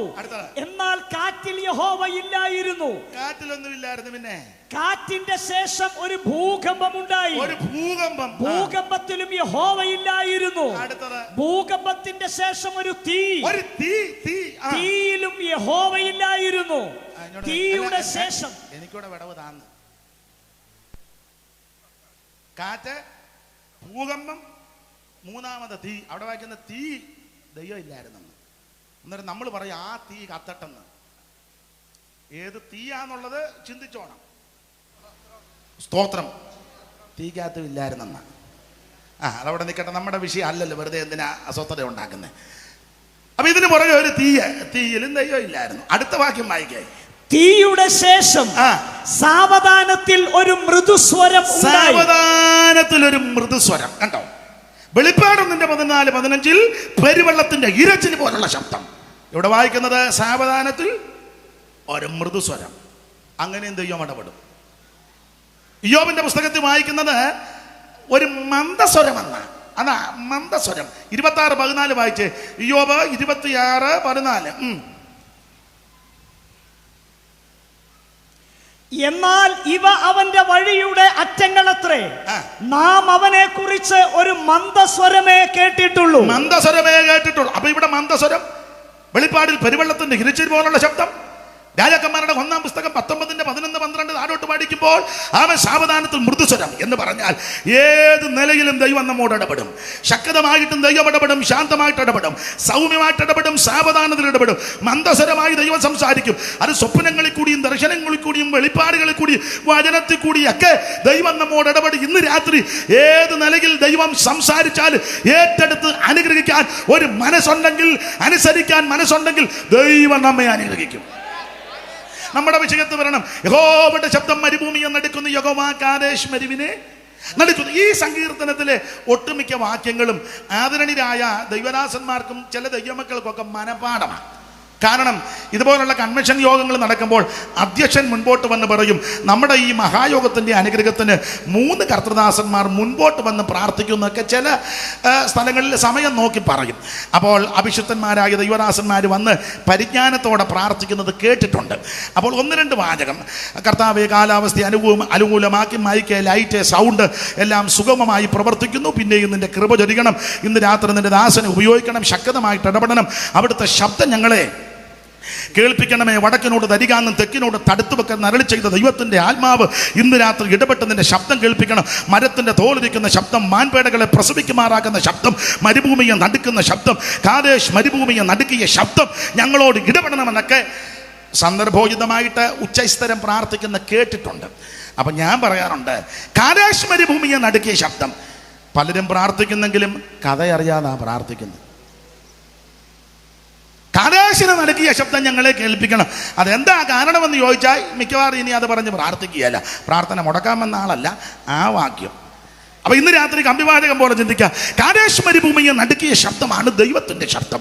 ഈ കാദേശ് എന്ന വാക്കിന്റെ അർത്ഥം യഹോവയ്ക്ക് വിശുദ്ധം. ദൈവം വിശുദ്ധീകരിച്ച സ്ഥലം, ദൈവം വിശുദ്ധമെന്ന് എണ്ണിയ സ്ഥലം, ദൈവത്തിന് വിശുദ്ധം. അതാണ് കാദേശ്, യഹോവയ്ക്ക് വിശുദ്ധം. എന്നാൽ ഈ കാദേശിന് പണ്ട് ഒരു പേരുണ്ടായിരുന്നു. ആ പേര് ഏൽ മിഷ്പാത്ത് എന്ന. ഏൽ മിഷ്പാത്ത് വായിച്ചേ. ഉൽപ്പത്തി പുസ്തകം 14-ാം അധ്യായത്തിന്റെ 6-ാമത്തെ വാക്യം. കാദേശിന്റെ പണ്ടത്തെ പേര് ഉൽപ്പത്തി 14:6. ഏമിരെയും സായിർ മലയിലെ ഹോരിരെയും മരുഭൂമിക്ക് സമീപമുള്ള ഏൽപാരാന്മാരെ തോൽപ്പിച്ചു. പിന്നെ അവർ തിരിഞ്ഞ് കാദേശ് എന്ന ഏൽ മിഷ്പാത്തി വന്നെന്ന. ഒന്നുകൂടെ വായിച്ചോ, ഞാൻ വെള്ളം കുടിക്കാം. ഏമിരെയും സേയിർ മലയിലെ ഹോരിരെയും മരുഭൂമിക്ക് സമീപമുള്ള ഏൽപാരാൻ വരെ തോൽപ്പിച്ചു. പിന്നെ അവർ തിരിഞ്ഞു കാദേശ് എന്ന എൻ മിഷ്പാത്തിൽ വന്നു. പിന്നെ അവർ തിരിഞ്ഞ് കാദേശ് എന്ന ഏൽ മിഷ്പാത്തിൽ വന്നു. അപ്പൊ കാദേശിന്റെ പണ്ടത്തെ പേരാണ് ഏൽ മിഷ്പാത്ത്. ശ്രദ്ധിക്കുക, ഏൽ മിഷ്പാത്ത് എന്ന വാക്കിന്റെ ഒരർത്ഥം ന്യായവതിയുടെ സ്ഥലമെന്നാണ്. കാരണം ഉൽപ്പത്തി പുസ്തകം 14-ാം അധ്യായം പഠിക്കുന്നവർക്കറിയാം, യുദ്ധങ്ങളുടെ അധ്യായമാണ്. 4 നാട്ടുരാജാക്കന്മാർ 5 നാട്ടുരാജാക്കന്മാരുമായിട്ട് യുദ്ധം ചെയ്തു. അമറാബേൽ, അരിയോക്ക്, കെദർലായോമോർ, തീതാൻ ആദിയായ ബാബിലോണിന്റെ ചായ്വുള്ള 4 പേരുമായി, ബേര, ബിർശ, ശിനാവ്, സോവർ ആദിയായ സോദോമ്യ ചായ്വുള്ള 5 പേരുമായി യുദ്ധം നടത്തി. ഈ യുദ്ധത്തിൽ 4 പേരെ പേടിച്ച് 5 പേർ ഓടിപ്പോയ കൂട്ടത്തിൽ സോദോം രാജാവ് കുടിക്കകത്ത് പോയി. പലരും ചെതറി ഓടി. ഒരുത്തൻ എതിർച്ചയാ ഓടി വന്ന് എബ്രായനായ അബ്രഹാമിനോട് വന്ന് പറഞ്ഞ, അബ്രഹാമേ, സോദോമിൽ യുദ്ധം നടന്നു, എന്നിട്ടോ സോദോമിനെ കൊള്ളയിട്ടു. പിന്നെ നിന്റെ സഹോദരപുത്രൻ ലോത്ത് അവന്റെ ഭാര്യ 2 പെൺകുട്ടികളെല്ലാം തട്ടിക്കൊണ്ടുപോയി. അബ്രഹാം എന്ന് മമ്രയുടെ തോപ്പി പാർക്കുക. ആ മമ്ര എന്നുള്ളത് ഒരു അമോര്യനാ. അവന് 2 സ്നേഹിതന്മാരുണ്ട്, ആനേറും യഷ്കോലും. അങ്ങനെ മമ്രെ, ആനേർ, യഷ്കോൽ. തൻ്റെ വീട്ടിൽ ജനിച്ചു വളർത്തപ്പെട്ട 318 അഭ്യാസികൾ. ഞാനിങ്ങനെ പറഞ്ഞ വീണ്ടും ജനനം പ്രാപിച്ച 318. അതാ കുറച്ചുകൂടെ നല്ലത് നമ്മോട് ബന്ധപ്പെട്ട്. വീണ്ടും ജനനം പ്രാപിച്ച 318. പിന്നെ മമ്രെ, ആനർ, യഷ്കോൽ അവരും എല്ലാം കൂടെ കൂട്ടിക്കൊണ്ട് 318 321 അബ്രഹാമിനെ കൂട്ടി 322 പേർ അന്ന് രാത്രി സോദോമിനെ കൊള്ളകിട്ട വമ്പൻ രാജാക്കന്മാരെ അമ്പേ പരാജയപ്പെടുത്തി ശിഷ്ടമുള്ള ജനത്തെ നിഗ്രഹിച്ചു. അപ്പോൾ ഇവരെ കൊന്നൊടുക്കിയ സ്ഥലമാണ് ഏൽ മിഷ്പാത്ത്. അതുകൊണ്ടാണ് ഈ സ്ഥലത്തിന് ന്യായവതിയുടെ സ്ഥലം എന്ന അർത്ഥം വന്നത്. അപ്പോൾ ന്യായവതിയുടെ സ്ഥലത്തെയാണ് പിന്നത്തേതിൽ കാദേശാക്കി, യഹോവയ്ക്ക് വിശുദ്ധമാക്കി. നമ്മോട് ബന്ധപ്പെട്ടുള്ള പാഠം, ഒരു കാലത്ത് ഞാനും നിങ്ങളുമെല്ലാം ന്യായവതിക്ക് അർഹരായി പോയവരാ. അല്ല, ഒന്നുകൂടെ തെളിച്ച് പറഞ്ഞാൽ ശിക്ഷാവിധിക്ക് അർഹരായി പോയവരാ. ആ ഒരു കണ്ണിന് പോലും ദയ തോന്നാതെ എല്ലാവരാലും വെറുക്കപ്പെട്ട്, തള്ളപ്പെട്ട്, ഒറ്റപ്പെട്ട്, ആരും നമ്മളെ മൈൻഡ് ചെയ്യാതെ, അവൻ തിരുവചനത്തിൻ്റെ അവൻ ഭാഷയൊക്കെ അനുസരിച്ച് പറഞ്ഞാൽ പാപത്തിൻ്റെ ദാസന്മാരായി, പാതാളത്തിൻ്റെ ആടുകളായി മൃത്യു നമ്മെ മേയിച്ചൊരു കാലമുണ്ടായിരുന്നു. ആ കാലത്തിൽ നിന്ന് യേശു ക്രിസ്തുവാകുന്ന പരിശുദ്ധ ദൈവം നമുക്ക് വേണ്ടി കാൽവരിയിൽ തൻ്റെ പരിശുദ്ധ ജീവനെ തന്ന്, പരിശുദ്ധ രക്തമൊഴുക്കി, പരിശുദ്ധ നിണമൊരുക്കി നമ്മളെ വീണ്ടെടുത്തു. നമ്മളെ ദൈവമക്കളാക്കി തീർത്തു. ഇപ്പോൾ നമുക്ക് പ്രത്യേക പദവി തന്നിരിക്കുക, കാൺമീൻ നാം ദൈവമക്കളെന്ന് വിളിക്കപ്പെടും. അനുവാക്യമൊക്കെ നിങ്ങൾക്കറിയാം. നമുക്ക് വിശേഷണമായ ചില പദങ്ങളുണ്ട്. സഹോദരന്മാര്, വിശുദ്ധ സഹോദരന്മാര്, സ്വർഗീയ വിളിക്കോകരിക്കാരായുള്ളവർ, ദൈവമക്കള്, അതുപോലെ തന്നെ പരദേശികള്, പ്രവാസികള്, ഇങ്ങനെയുള്ള പല പ്രയോഗങ്ങൾ ആ സന്ദർഭോചിതമായിട്ട് നമുക്ക് തന്നിരിക്കുന്നത്. ഒരു കാലത്ത് ഞാനും നിങ്ങളുമെല്ലാം ശിക്ഷാവിധിക്ക് അർഹരായി പോയവരാ. എങ്ങനെ രക്ഷപ്പെടും, ആര് രക്ഷിക്കും, എവിടെ പോയാൽ രക്ഷ കിട്ടും എന്നോർത്ത് നെട്ടോട്ടമോടിയൊരു കാലമുണ്ടായിരുന്നു. ആ കാലത്തിന് വേറെ പുസ്തകം പഠിപ്പിക്കുന്ന പദങ്ങൾ അജ്ഞാനകാലം, പണ്ടത്തെ കാലം, മുൻകാലം, പഴയ കാലം, അറിയായ്മയുടെ കാലം, ഇങ്ങനെയുള്ള പദപ്രയോഗങ്ങൾ ആ തിരുവചനത്തിൽ കൊടുത്തിരിക്കുന്നത്. നമ്മളെ ഇടയ്ക്കൊരു പാട്ടും പാടുമായിരുന്നു, അന്നേ മരിച്ചു പോയെങ്കിൽ. ആ കാലത്ത് നമുക്ക് ദൈവത്തെ അറിയത്തില്ല, ദൈവം ആരാന്നറിയത്തില്ല, എന്താണെന്നറിയത്തില്ല. അതിനെപ്പറ്റി ഒത്തിരി നേരത്തെ എങ്ങനെയായിരുന്നെന്ന് തിരുവചനത്തിൽ ഒത്തിരി വാക്യങ്ങളുണ്ട്. എല്ലാം ഇപ്പം എടുപ്പിച്ച് വായിക്കുന്നില്ല. എഫേസ്യ ലേഖനം 2-ാം അധ്യായത്തിൻ്റെ 2-ാം വാക്യമോ 3-ാം അധ്യായത്തിൻ്റെ 18-ാം വാക്യമോ 5-ാം അധ്യായത്തിൻ്റെ 4 മുതലുള്ള വാക്യമോ, അതുപോലെ തന്നെ പത്രോസിൻ്റെ 1-ാം ലേഖനം 4-ാം അധ്യായത്തിൻ്റെ 3-ഉം 4-ഉം 5-ഉം 6-ഉം തീത്തോസ് 3-ന്റെ 8-ഉം ഒക്കെ വായിക്കേണ്ടതായി. എല്ലാം വായിക്കാൻ നേരമില്ല. ഗലാത്യർ 4-ന്റെ 8 വായിച്ചോ, അതിനെ ഇപ്പം നേരമുള്ളൂ. ഗലാത്യ ലേഖനം 4-ന്റെ 8 മുതൽ കീപ്പോട്ടെ. ആ കണ്ണിക തുടങ്ങുന്ന മുതൽ. എന്നാൽ അന്ന് നിങ്ങൾ ദൈവത്തെ അറിയാതെ. നേരത്തെ എങ്ങനെയായിരുന്നു? എന്നാൽ അന്ന് രക്ഷിക്കപ്പെടുന്നതിന് മുമ്പ്, ഈ കൃപയിൽ വരുന്നതിന് മുമ്പ്, യേശുവിനെ രക്ഷിതാവായി സ്വീകരിക്കുന്നതിന് മുമ്പ്, അറിയായ്മയുടെ കാലം, അജ്ഞാനകാലം, പണ്ടത്തെ കാലം, മുൻകാലം, അങ്ങനെ. എന്നാൽ അന്ന് നിങ്ങൾ ദൈവത്തെ അറിയാതെ സ്വഭാവത്താൽ ദൈവങ്ങളല്ലാത്തവർക്ക് അടിമപ്പെട്ടിരുന്നു. എന്നാൽ നിങ്ങൾ അന്ന് ദൈവത്തെ അറിയാതെ സ്വഭാവത്താൽ ദൈവങ്ങളല്ലാത്തവർക്ക് അടിമപ്പെട്ടിരുന്നു. ഇപ്പോഴോ നിങ്ങൾ ദൈവത്തെ അറിഞ്ഞും വിജയിച്ചാൽ ദൈവം നിങ്ങളെ അറിഞ്ഞുപിരിക്കാൻ നിങ്ങൾ ദരിദ്രവും ബലഹീനമായ ആദിപാഠങ്ങളിലേക്ക് തിരിഞ്ഞ് പുതുതായിട്ട് അതിനെ അടിമപ്പെടുവാൻ ഇച്ഛിക്കുന്നത് എന്ത്? നിങ്ങൾ ദിവസങ്ങളും മാസങ്ങളും കാലങ്ങളും ആണ്ടുകളും പ്രമാണിക്കുന്നു.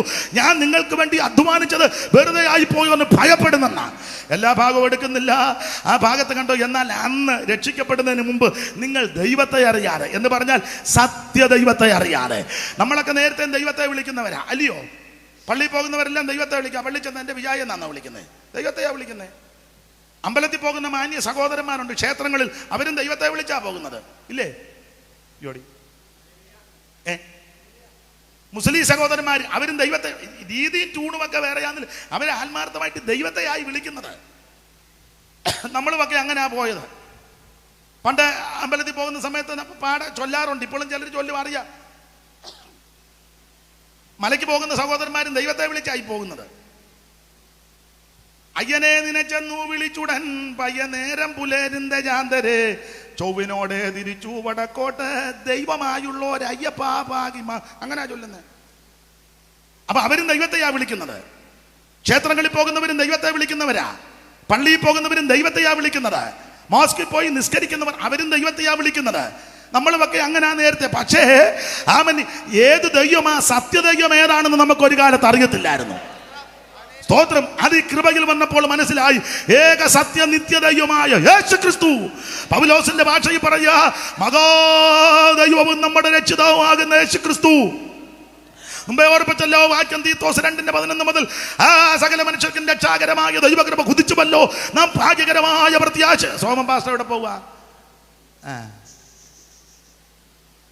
സകല മനുഷ്യർക്കും രക്ഷാകരമായ ദൈവകൃപ കുതിച്ചുവല്ലോ, നാം ഭാഗ്യകരമായ പ്രത്യാശ. ആരെങ്കിലും ഇടയ്ക്ക് ഇനി പോണേ, അത്യാവശ്യം പൊക്കോണേ, ഞാൻ പ്രസംഗിച്ചോണ്ടിരിക്കുമ്പോൾ പോകരുത്. അതുപോലെ നിർബന്ധം ചുമതലപ്പെട്ടവർ പൊക്കോ, അല്ലാത്തൊരിടയ്ക്ക് പോയാൽ അതൊരു സഹോദരി എവിടെ പോവാ, അവിടെ എനിക്ക് നിർബന്ധമായ കാര്യമാണ്. സ്തോത്രം. അപ്പൊ ശ്രദ്ധിക്കുക, സകല മനുഷ്യർക്കും രക്ഷാകരമായ ദൈവകൃപ കുതിച്ചുവല്ലോ, നാം ഭാഗ്യകരമായ പ്രത്യാശയ്ക്കായിട്ടും മഹാദൈവവും നമ്മുടെ രക്ഷിതാവുമാകുന്ന യേശു ക്രിസ്തു. യേശു ക്രിസ്തു മഹാദൈവമാണ്, നിത്യദൈവമാണ്, ഏകദൈവമാണ്, സത്യദൈവമാണ്, ജീവനുള്ള ദൈവമാണ്. ഇന്ന് രാത്രി അവിടുന്ന് മാത്രമാ ദൈവം. ഇത് നമുക്ക് നേരത്തെ അറിയത്തില്ലായിരുന്നു. അതുകൊണ്ട് അനേക ഇടങ്ങളിൽ പോയി അനേക കാര്യങ്ങൾ നമ്മൾ ചെയ്തു. എവിടെല്ലാം പോയത്തോളം പോയതൊന്നും ഇപ്പം വിവരിക്കുന്നില്ല. ചിലർ ഉരുണ്ടു, ചിലർ നിരങ്ങി, ചിലർ കമന്ന് കിടന്നു, ചിലർ എന്തെല്ലാം കാര്യം, ഓരോ സാധനങ്ങളെല്ലാം കൂടെ പെറുക്കി കെട്ടിക്കൊണ്ടുപോയി. യിരെമ്യാ പറയാ ഒരു ഗുണവും വന്നില്ലെന്ന്. പ്രവാചകൻ പറയാ ഇതെല്ലാം ചെയ്തിട്ടും സകല മുഖവും വിളറിയിരിക്കുന്നെന്ന്. എനിക്ക് നിങ്ങളുടെ ചിലരുടെ മുഖം കണ്ടിട്ട് അങ്ങനെ തോന്നുന്നു, സകല മുഖവും. എന്നാൽ ഒരു കാര്യം പറയാം, യേശുവിനെ അറിയുവാൻ നമുക്ക് ഭാഗ്യമുണ്ടായി. ഒരുവൻ കാൽവറിയിൽ നമുക്ക് വേണ്ടി ജീവനെ തന്നു, ഒരുവൻ നമുക്ക് വേണ്ടി രക്തം ചിന്തി, ഒരുവൻ നമ്മെ വീണ്ടെടുത്തു. നമുക്ക് മനസ്സിലായി യേശു ക്രിസ്തു ഏക സത്യ ദൈവമാണെന്ന്. Price the Lord. അപ്പൊ അന്ന് ദൈവത്തെ അറിയത്തില്ലായിരുന്നു. അല്ലാ പൗലോസ് വളരെ കൃത്യമായി പറയുക, എന്നാൽ അന്ന് നിങ്ങൾ നമ്മുടെ കാര്യം ദൈവത്തെ അറിയാതെ, അല്ല സത്യദൈവത്തെ അറിയാതെ അവ സ്വഭാവത്താൽ ദൈവങ്ങളല്ലാത്തവർക്ക് അടിമപ്പെട്ടിരുന്നു. ഈ സ്വഭാവത്താൽ ദൈവങ്ങളല്ലാത്ത ഒത്തിരി എണ്ണം ഉണ്ട്. ചുമ്മാ ഇരിക്കുന്നതിനെ എല്ലാം പിടിച്ച് അങ്ങ് ദൈവമാക്കുക. ഇപ്പൊ ആണുങ്ങളും പെണ്ണുങ്ങളും എല്ലാം അങ്ങ് ദൈവം കളിക്കാം. പെണ്ണുങ്ങൾക്ക് ആ കാശ് കൂടുതൽ, അവർ ദൈവം കളിച്ചാലാ ഒക്കുന്നത്. നമ്മൾ ദൈവം കളിച്ചാന്ന് സ്വോത്രം പോലും പറയാൻ ഒക്കുന്നില്ല, പിന്നെ ഞാൻ ദൈവം കളിക്കുന്നു. സ്വോത്രം തന്നെ പറഞ്ഞ പിന്നെ ദൈവം കളിച്ചാലും നോക്കുകയാണ് ഒക്കെ അവരതിന് പരുവത്തിന് ദൈവം കളിക്കും. തള്ളയൊക്കെ കാശിഷ്ടം പോലെ അടിച്ച് മാറ്റുന്നുമുണ്ട്, അത് വേറെ വിഷയം പോട്ടെ. എന്നാൽ സ്വഭാവത്താൽ ഇവരാരും ദൈവം അല്ലെന്ന്.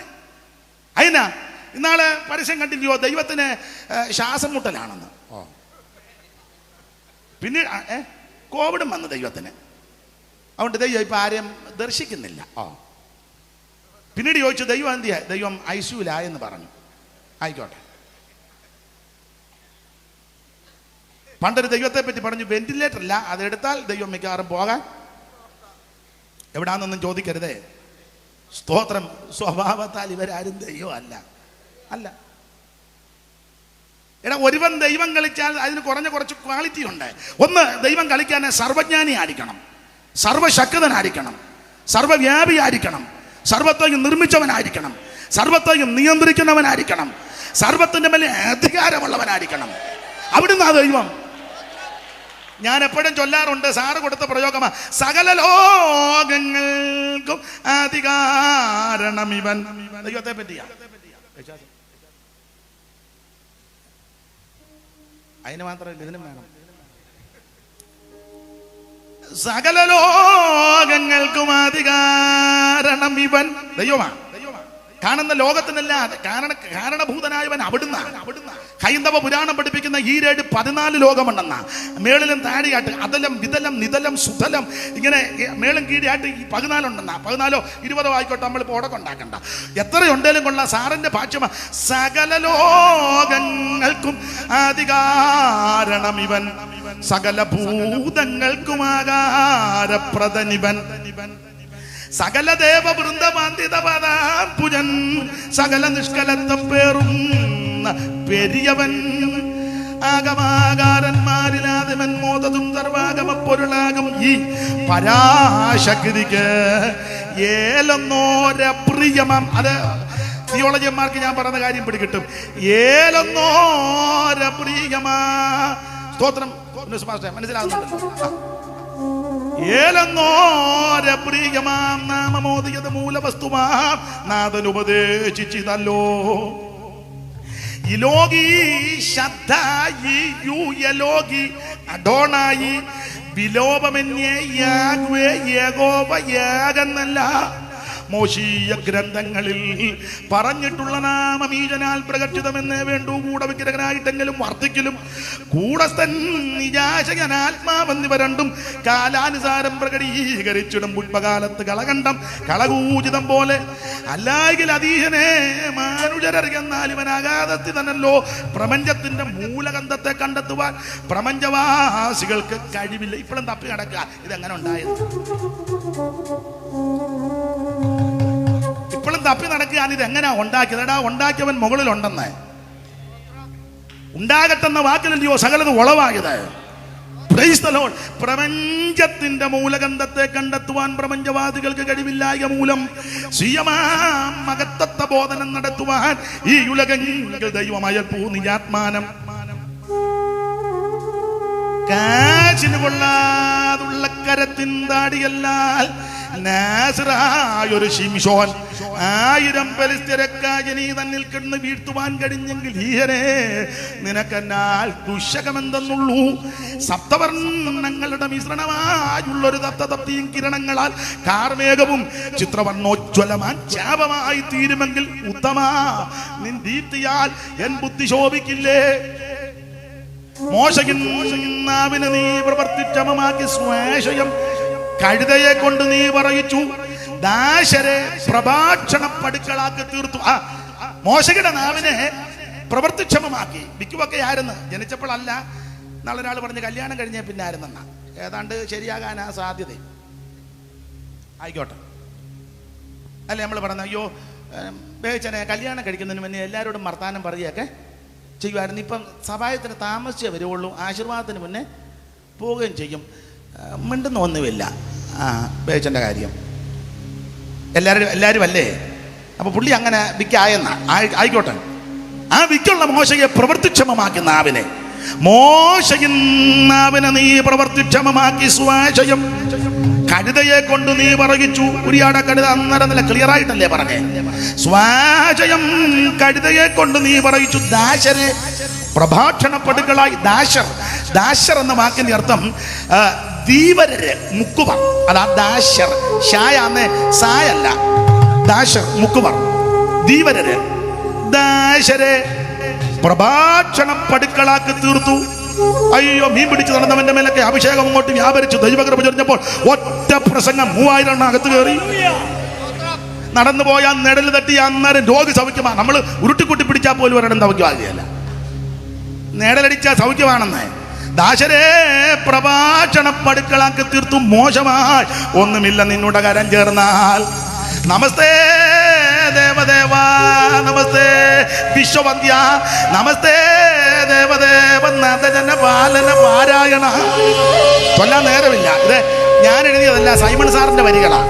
അപ്പോൾ ഇതാ ദൈവം സകലത്തെയും നിർമ്മിച്ചവൻ, സകലത്തെയും പടച്ചവൻ, സകലത്തെയും ചമച്ചവൻ.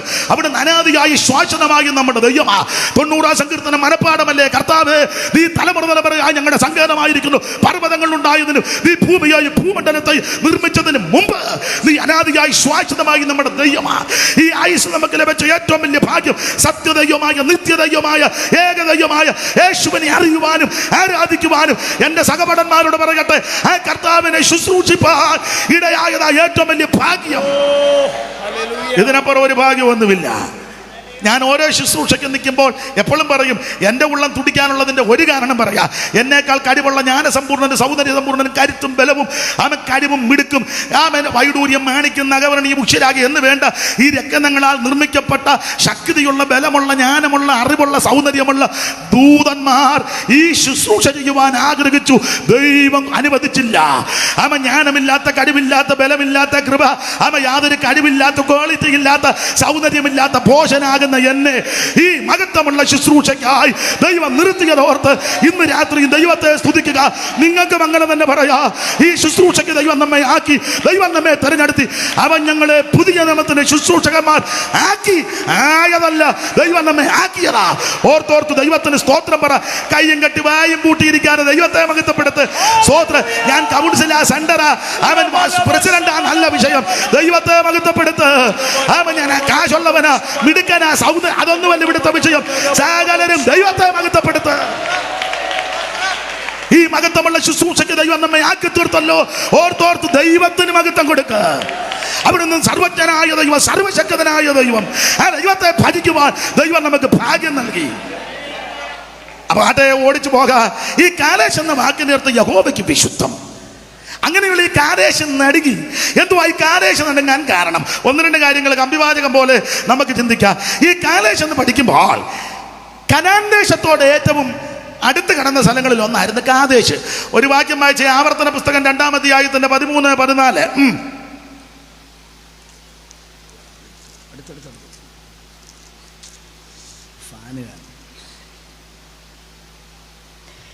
ഇപ്പോൾ എഴുന്നേറ്റ് സേരേത് തോട് കടപ്പിൻ എന്ന് കൽപ്പിച്ചതുപോലെ നാം സേരേത് തോട് കടന്നു. നാം കാദേശ് ബർന്നയിൽ നിന്ന് വായിക്കുമ്പോ സമയം പോകും. ഞാൻ ഓടിച്ചങ്ങ് പറയാ. ഇപ്പോൾ എഴുന്നേറ്റ് സേരേത് തോട് കടപ്പൻ എന്ന് കൽപ്പിച്ചതുപോലെ നാം സേരേത് തോട് കടന്നിരിക്കുന്നു. നാം കാദേശ് ബർന്നയിൽ നിന്ന് പുറപ്പെട്ടത് മുതൽ സേരേത് തോട് കരയ്ക്കുമ്പോൾ 38 സംവത്സരം.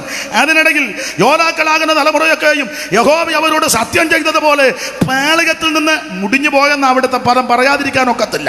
അടുത്ത പദം പിന്നെയുണ്ട്, അവർ മുടിഞ്ഞു തീരുന്നത് വരെ. അപ്പോൾ ഓടിച്ചു പറഞ്ഞാൽ കനാൻ ദേശത്തോട് ഏറ്റവും അടുത്ത് കിടന്ന സ്ഥലം ആ കാദേശ്. കനാൻ എന്ന് പറഞ്ഞാൽ ഉലകത്തിലെല്ലോ നല്ല സ്ഥലമാണ്. ഏതൻ തോട്ടം കഴിഞ്ഞാൽ നമ്പർ 1 സ്ഥലം കനാനാ. 4 അതിരുകളാ. കിഴക്ക് ബാശാൻ പർവ്വതം, വടക്ക് ലെബനോൻ പർവ്വതം, തെക്ക് മിസ്രയീം തോട്, പടിഞ്ഞാറ് കടലും മലയും കൂടാ. ഇതിന് പല പേരുകളുണ്ട്. കനാൻ നാട്, വിശുദ്ധ നാട്, എബ്രായരുടെ ദേശം, വാഗ്ദത്ത നാട്, ഇന്ന് മനോഹര ദേശം, പല പേരുകളാണ്. കനാൻ നാടെന്ന് പേര് വരാൻ കാര്യം കനാന്റെ സന്തതികൾ ഈ ദേശത്ത് വന്ന് കുടിയേറി. അതുകൊണ്ടാണ് കനാന് 11 മക്കളുണ്ടായിരുന്നെന്ന.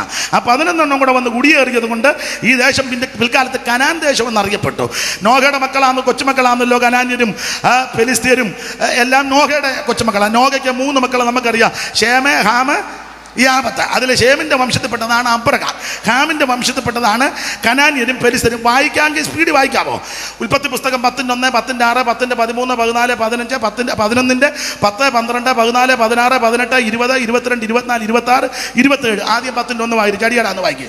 അക്കാലത്ത് യഹോവ എന്നോട് എന്നാ വായിക്കുന്നത്? ഉൽപ്പത്തി 10:1 വായിക്കാൻ പറഞ്ഞു. യോശുവ ആയിരിക്കും വായിക്കുന്നത്. നോഹയുടെ പുത്രന്മാരായ ശേം, ഹാം, യാഫേത്ത് എന്നവരുടെ വംശം. അതിലെ ഷേമിന്റെ വംശത്തിൽപ്പെട്ടതാണ് അബ്രഹാം. 11-ന്റെ 10 വലത്ത് വശത്ത് മേളിൽ 11-10. ഷേമിന്റെ വംശപാരമ്പര്യമാണ്. ഷേമിന് 100 വയസ്സായപ്പോൾ ജലപ്രളയത്തിന് പിമ്പ് 2 സംവത്സരം കഴിഞ്ഞപ്പോൾ അർപ്പക്ഷാദിന് ജനിപ്പിച്ചു. 12-ാം വാക്യം. അർപ്പക്ഷാദിന് 35 വയസ്സായപ്പോൾ ശാലേഖിനെ ജനിപ്പിച്ചു. 14-ാം വാക്യം. ശാലേഖിന് 30 വയസ്സായപ്പോൾ ഏബേരിനെ ജനിപ്പിച്ചു. 16-ാം വാക്യം. ഏബേരിന് 34 വയസ്സായപ്പോൾ പെലേഗിനെ ജനിപ്പിച്ചു. 18-ാം വാക്യം. പെലേഗിന് 30 വയസ്സായപ്പോൾ രയൂവിനെ ജനിപ്പിച്ചു. 20-ാം വാക്യം. രയൂവിന് 32 വയസ്സായപ്പോൾ ഷെറൂഗിനെ ജനിപ്പിച്ചു. 22-ാം വാക്യം. ഷെറൂഗിന് 30 വയസ്സായപ്പോൾ നാഗോറിനെ ജനിപ്പിച്ചു. 24-ാം വാക്യം. നാഗോറിന് 29 വയസ്സായപ്പോൾ തേറകിനെ ജനിപ്പിച്ചു. 26-ാം വാക്യം. തേറകിന് 70 വയസ്സായപ്പോൾ അവൻ അബ്രാം, നാഗോർ, ഹാരാൻ 3 പേരെ ജനിപ്പിച്ചു. 27-ാം വാക്യം. തേറകിന്റെ വംശപാരമ്പര്യമാവിത്. തേരകന്റെ വംശപാരമ്പര്യമാവിത്. തേരക അബ്രാമിനെയും നാഗോറിനെയും ഹാരാനും ജനിപ്പിച്ചു. ഹാരാൻ ലോത്തിനെ ജനിപ്പിച്ചു. എന്നാൽ ഹാരാൻ തന്റെ ജന്മദേശത്തെ കലിതരുടെ പട്ടണമായി ഊരുവെച്ച് തന്റെ അപ്പനാകുന്ന തേരകന് പിന്നെ മരിച്ചുപോയി. അബ്രാമിന് നാഗോറും ഭാര്യമാരെ എടുത്തു. അബ്രാമിന്റെ ഭാര്യയ്ക്ക് സാറായി എന്നും നാഗോറിന്റെ ഭാര്യയ്ക്ക് മിൽക്ക എന്നും പേര്. ഹാരാന്റെ പുത്രിയായിരുന്നു. സാറാ മച്ചിയായിരുന്നു. തലമുറ ഉണ്ടായിരുന്നില്ല. തേരക തന്റെ മകനാകുന്ന അബ്രഹാമിനെയും തന്റെ പൗത്രൻ ലോത്തിനെയും തന്റെ മകനായി അബ്രഹാമിന്റെ ഭാര്യയായി മരുമകളാകുന്ന സാറായി കൂട്ടിക്കൊണ്ട് കലിതരുടെ ഒരു പട്ടണമായ ഊരിൽ നിന്ന് കനാൻ ദേശത്തേക്ക് യാത്രയാകാൻ പുറപ്പെട്ടു. അങ്ങനെ അവർ ഹാരാൻ വരെ വന്ന് അവിടെ പാർത്തു. തേരകന്റെ ആയുഷ്കാലം 205 സംവത്സരം. നേരമില്ലാത്തതുകൊണ്ടാണ്. ഇനി അടുത്തത് ഹാമിന്റെ 4 പിള്ളേര്. 10:6. ഉൽപ്പത്തി 10:6. ഹാമിന്റെ പുത്രന്മാർ കൂശ്, മിസ്രയീം, പൂത്ത്, കനാൻ 4 പേര്. അത് രണ്ടാമത്തവൻ മിസ്രയീം. അവൻ 6 പിള്ളേര്. 13-ാം മിസ്രയീമോ 13 മിസ്രയീമോ, ലൂദി, പത്ലൂസി 6.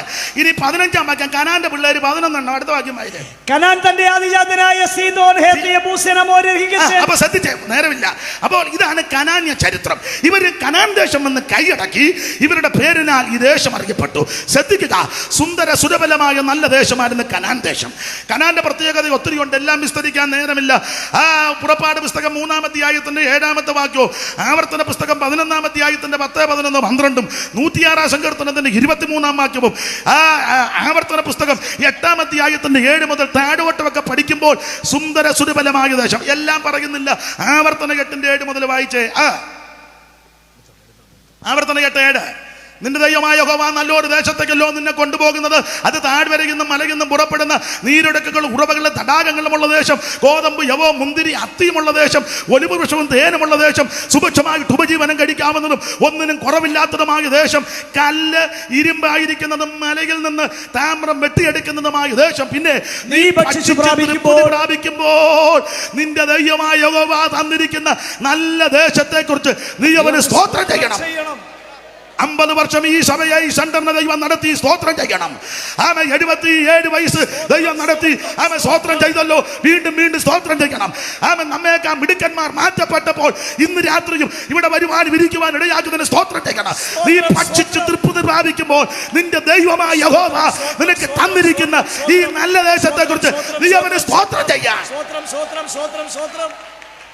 സ്തോത്രം, സ്തോത്രം. ചിലയിടങ്ങളിൽ ചെന്നാൽ സ്തോത്രം ചെയ്യല്, ദൈവത്തെ ആരാധിക്കല്. ഈ പ്രായമുള്ളവര്, ക്ഷീണിതരും രോഗികളുമുണ്ട്, അവരുടെ കാര്യമല്ല പറയുന്നത്. അവർക്ക് മറ്റുള്ളവരെ പോലെ ഒക്കത്തിൽ അവരെ ഞാൻ ഒഴിച്ചു നിർത്തുക. എന്നാൽ ചിലയിടങ്ങളിൽ ചെന്നാൽ ആളുകൾ ഇങ്ങനെ ഇരിക്കുക. ഞാൻ സെന്ററാണ്, പ്രസിഡന്റാണ്, കൗൺസിലാണ്, ഞാൻ ജനറലാണ്, ഞാൻ വൈസ്രോയ, ഞാൻ മൗണ്ട് ബാറ്റൻ പ്രഭുവിന്റെ പനിയന്, ഞാൻ സെക്രട്ടറിയാണ്, ഞാൻ ഖജാൻജി, എന്തോ കുന്തം. എടാ, ദൈവത്തെ ആരാധിക്കേ. ദൈവം നിനക്ക് ആയുസ് തന്നില്ലേ?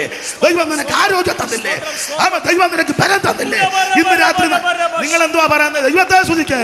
ദൈവത്തിന് മഹത്വം, ദൈവത്തിന് മഹത്വം. ദൈവം നിന്നെ പുലർത്തി നീ ഭക്ഷിച്ച് തൃപ്തി പ്രാപിക്കുമ്പോൾ നിന്റെ ദൈവമായ യഹോവ നിനക്ക് തന്നിരിക്കുന്ന നല്ല ദേശത്തെ കുറിച്ച് നീ അവന് സ്തോത്രം പറ. സ്തോത്രം ചെയ്വി. അവൻ നല്ലവനല്ലോ, അവന്റെ ദയ എന്നേക്കുമുള്ളത്.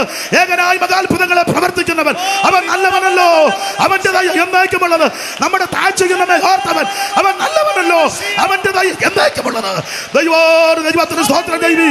അവൻ നല്ലവനല്ലോ, ദയ എന്നേക്കുമുള്ളത്. ഓ, ദൈവത്തിന് മഹത്വം, ദൈവത്തിന് മഹത്വം, ദൈവത്തിന് മഹത്വം, ദൈവത്തിന് മഹത്വം, ദൈവത്തിന് മഹത്വം. എനിക്ക് ഒരു 1.5 മണിക്കൂർ പ്രസംഗിച്ച കൊള്ളാന്നുണ്ട് പറയത്തില്ലേ. അച്ഛൻ എന്നോട് സമയം പറഞ്ഞിട്ടുണ്ട്, കൃത്യസമയത്ത് യോഗം നിർത്തും. ഞാൻ നിർത്തുമ്പോൾ ഓർത്തോണം, അത് അച്ഛൻ എന്നോട് പറഞ്ഞ സമയമാണ്. അപ്പൊ ശ്രദ്ധിക്കുക, നല്ല ദേശത്തേക്കാണ് ദൈവം നിന്നെ കൊണ്ടുവന്നത്. നല്ല ദേശം, ഈ ദേശത്തിന്റെ വിശേഷ ഫലങ്ങളാ: കോതമ്പ്, യവം, മുന്തിരി, അത്തി, മാതളം, ഒലിവ്, തേൻ. ഒന്നുകൊന്ന് മെച്ചം. എത്രയുണ്ടെന്ന് എണ്ണിയായിരുന്നോ മോൻസിപ്പാസേ? വായിച്ചെന്നല്ലാതെ എണ്ണിയില്ല. 7 എണ്ണിക്കോ. കോതമ്പ്, വായിക്കാൻ ആവർത്തന 8-ന്റെ 7 മുതലല്ലേ വായിച്ചത്? നിന്റെ ദൈവമായ യഹോവ നല്ലൊരു ദേശത്തേക്കല്ലോ നിന്നെ കൊണ്ടുപോകുന്നത്. അത് താഴ്വരയിൽ നിന്നും മലയിൽ നിന്നും പുറപ്പെടുന്ന നീരൊഴുക്കുകളും ഉറവകളും തടാകങ്ങളുമുള്ള ദേശം. കോതമ്പും യവവും മുന്തിരിവള്ളിയും അത്തിവൃക്ഷവും മാതളനാരകവുമുള്ള ദേശം. ഒലിവ് വൃക്ഷവും തേനുമുള്ള ദേശം. 7 കോതമ്പ്, യവം, മുന്തിരി, അത്തി, മാതള, ഒലിവ്, തേൻ. 7 കനാൻ നാട്ടിൽ. 7 മിസ്രൈമിലോ 6. പുന്നൂച്ചാൻ അവിടെ ഇരുന്ന് പറഞ്ഞ് ഞാൻ കണ്ടു പറയുന്നത് 6. വർഷങ്ങളായിട്ടുള്ള അടുപ്പമാണ്. കാർത്തിപ്പള്ളി സഭ ഇരിക്കുമ്പോൾ ഒത്തിരി അടുപ്പമാണ്. മിസ്രൈമിൽ 6. വായിച്ചേ സംഖ്യ 11:4. പെട്ടെന്ന് സംഖ്യ 11:4. മിസ്രൈമിൽ 6, കനാനിൽ 7. സംഖ്യ 11:4. പിന്നെ അവരുടെ ഇടയിലുള്ള സമ്മിശ്രജാതി മുഴുവൻ ദുരാഗ്രഹായ ഇസ്രായേൽ മക്കൾ വീണ്ടും കരഞ്ഞുകൊണ്ട്, ഞങ്ങൾക്ക് തിന്മേൻ ഇറച്ചി ആര് തരും? ഞങ്ങൾ മിസ്രൈമിൽ വെച്ച് വില കൂടാതെ തിന്നിട്ടുള്ള മത്സ്യം, വെള്ളരിക്ക, മത്തങ്ങ, ഉള്ളി, ചുമന്നുള്ളി, ചിറ്റുള്ളി. 6. അപ്പൊ കനാനിൽ 7, മിസ്രൈമിൽ 6. അതൊന്നും വിവരിക്കുന്നില്ല. അപ്പൊ ഈ 7 എണ്ണം 7 വസ്തുതകളാ. ഒന്നുകൊന്നുക്ക് മെച്ചം. കോതമ്പ്, നല്ല കോതമ്പ് കനാനില. നമുക്ക് കിട്ടുന്നതെല്ലാം പിശിട. അതിലെ ചപ്പാത്തി ഉണ്ടാക്കി വെച്ച് ജെല്ലെ പിടിച്ചു വേണം കടിക്കാൻ. ഇരുന്നോണ്ട് കഴിച്ചാലൊന്നും ചപ്പാത്തി ഏക്കുകയല്ല. താമസിച്ച് എന്നാൽ ചപ്പാത്തി ചോദിക്കും, തങ്കച്ചൻ എന്നാ താമസിച്ച് വന്നാന്ന് ചപ്പാത്തി നമ്മളോട് ചോദിക്കും. എവിടെയെങ്കിലും മുറുക്കമുള്ളിടത്ത് പിടിച്ചേച്ച് വേണം ചപ്പാത്തിയെ കടിക്കാൻ. അതല്ലേ പ്രായമുള്ളവർക്ക് നിങ്ങൾ ചപ്പാത്തി കൊടുത്തേ ആദ്യം അതുങ്ങൾ പിച്ച് കീറിയിടുന്ന കാണാം. എന്നുവെച്ച് പറയും സൂസമ്മ ഇച്ചിരി കൂടുതൽ ഒഴിച്ചാലും ഉടനെ എടുക്കുകയല്ല, കുറച്ച് നേരം നോക്കിയിരിക്കുന്നത് കുതിരാൻ. നല്ല ചപ്പാത്തിയല്ല, നല്ല ഗോതമ്പല്ല. എന്നാൽ കനാനിൽ നല്ല ഗോതമ്പാ. ഇത് കഴിക്കുന്നവനെ കണ്ടാൽ അറിയാം. എന്താ ഇതിന്റെ പാഠം? ആത്മിക ജീവിതത്തിൽ വന്ന് നീ ദൈവഭക്തിയോടെ ദൈവവചനത്തോടെ കൃപയോടെ വചനം ധ്യാനിച്ചങ്ങോട്ട് ധ്യാനിച്ചാൽ നിന്നെ കണ്ടാൽ അറിയാം. നീ യോഗത്തിന് വന്നാൽ അറിയാം. നിന്റെ മോന്ത കാണുമ്പോൾ അറിയാം നീ കഴിച്ചത് എന്നതാണ്. നിന്റെ കയ്യടി കാണുമ്പോൾ അറിയാം ഇത് കഴിച്ചത് എന്നതാണ്. എടാ, പുറപ്പാട് പുസ്തകത്തിൽ കുഞ്ഞാടിനെ എങ്ങനെ ഭക്ഷിക്കണമെന്നും എങ്ങനെ ഭക്ഷിക്കരുതെന്നും പുസ്തകത്തിൽ എഴുതിയിട്ടുണ്ട്. എങ്ങനെ ഭക്ഷിക്കണം, എങ്ങനെ ഭക്ഷിക്കരുത്, എങ്ങനെ ഭക്ഷിക്കണം കുഞ്ഞമ്മാമേ? അമ്മാമ്മ ഇവിടെ വന്നത് തന്നെ എങ്ങനെ ഭക്ഷിക്കണം? തിടുക്കത്തോടെ, പിന്നെ അരകട്ടണം, പിന്നെ ചെരുപ്പിടണം, പിന്നെ വാടി പിടിക്കണം, പിന്നെ കയ്പ് ചീര, പിന്നെ ഇത്രയും ഒപ്പിച്ച് തന്നല്ലോ, വലിയ കാര്യം. ദൈവം അനുഗ്രഹിക്കട്ടെ. അപ്പൊ എങ്ങനെ തിന്നണം, എങ്ങനെ തിന്നരുത്, ദൈവദാസനെ അനുഗ്രഹിക്കട്ടെ. വായിച്ചേ പുറപ്പാട് 12:7. എങ്ങനെ തിന്നണം, എങ്ങനെ തിന്നരുതെന്ന് അവിടെ എഴുതിയിട്ടുണ്ട്. പുറപ്പാട് 12:7. അതിന്റെ രക്തം കുറെ എടുത്ത് തങ്ങൾ തിന്നുന്ന വീടിന്റെ കട്ടളക്കാർ രണ്ടിലും കുറുമടിമലും പുരട്ടണം. അന്ന് രാത്രി തന്നെ തീയിൽ ചുട്ടതായ മാംസവും പുളിപ്പില്ലാത്ത അപ്പവും തിന്നണം. കയ്പ് ചീരയോടുകൂടി അതിനെ തിന്നണം. തലയും കാലും അന്തർഭാഗങ്ങളുമായി തീയിൽ ചുട്ടിട്ടല്ലാതെ പച്ചയായിട്ടോ വെള്ളത്തിൽ പുഴുങ്ങിയോ തിന്നരുത്. ഞാനങ്ങ് വായിക്കാൻ പറഞ്ഞിട്ട് ഞാൻ പറഞ്ഞ സമയമില്ലാത്തതുകൊണ്ടാണ് പറഞ്ഞത്. അവിടുത്തെ യോഗം മുടക്കരുത്. എന്നെ കൊണ്ട് വായിപ്പിക്കാൻ ഇയാൾ വരണ്ടെന്ന് പറയരുത്. ഞാൻ വന്നാലേ ശരിയാവുള്ളൂ. അപ്പൊ ശ്രദ്ധിക്കുക, എങ്ങനെ തിന്നണം, എങ്ങനെ തിന്നരുത്. ഒറ്റ വാക്കി പറയാൻ, ചുട്ട് തിന്നണം. എങ്ങനെ തിന്നരുത്?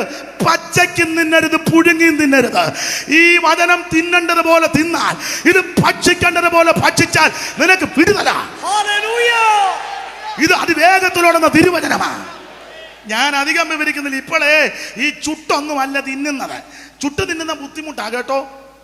മാംസം വാർന്നെടുക്കണം, രക്തമെല്ലാം കളയണം. രക്തത്തോടു കൂടി മാംസം തിന്നരുതെന്ന.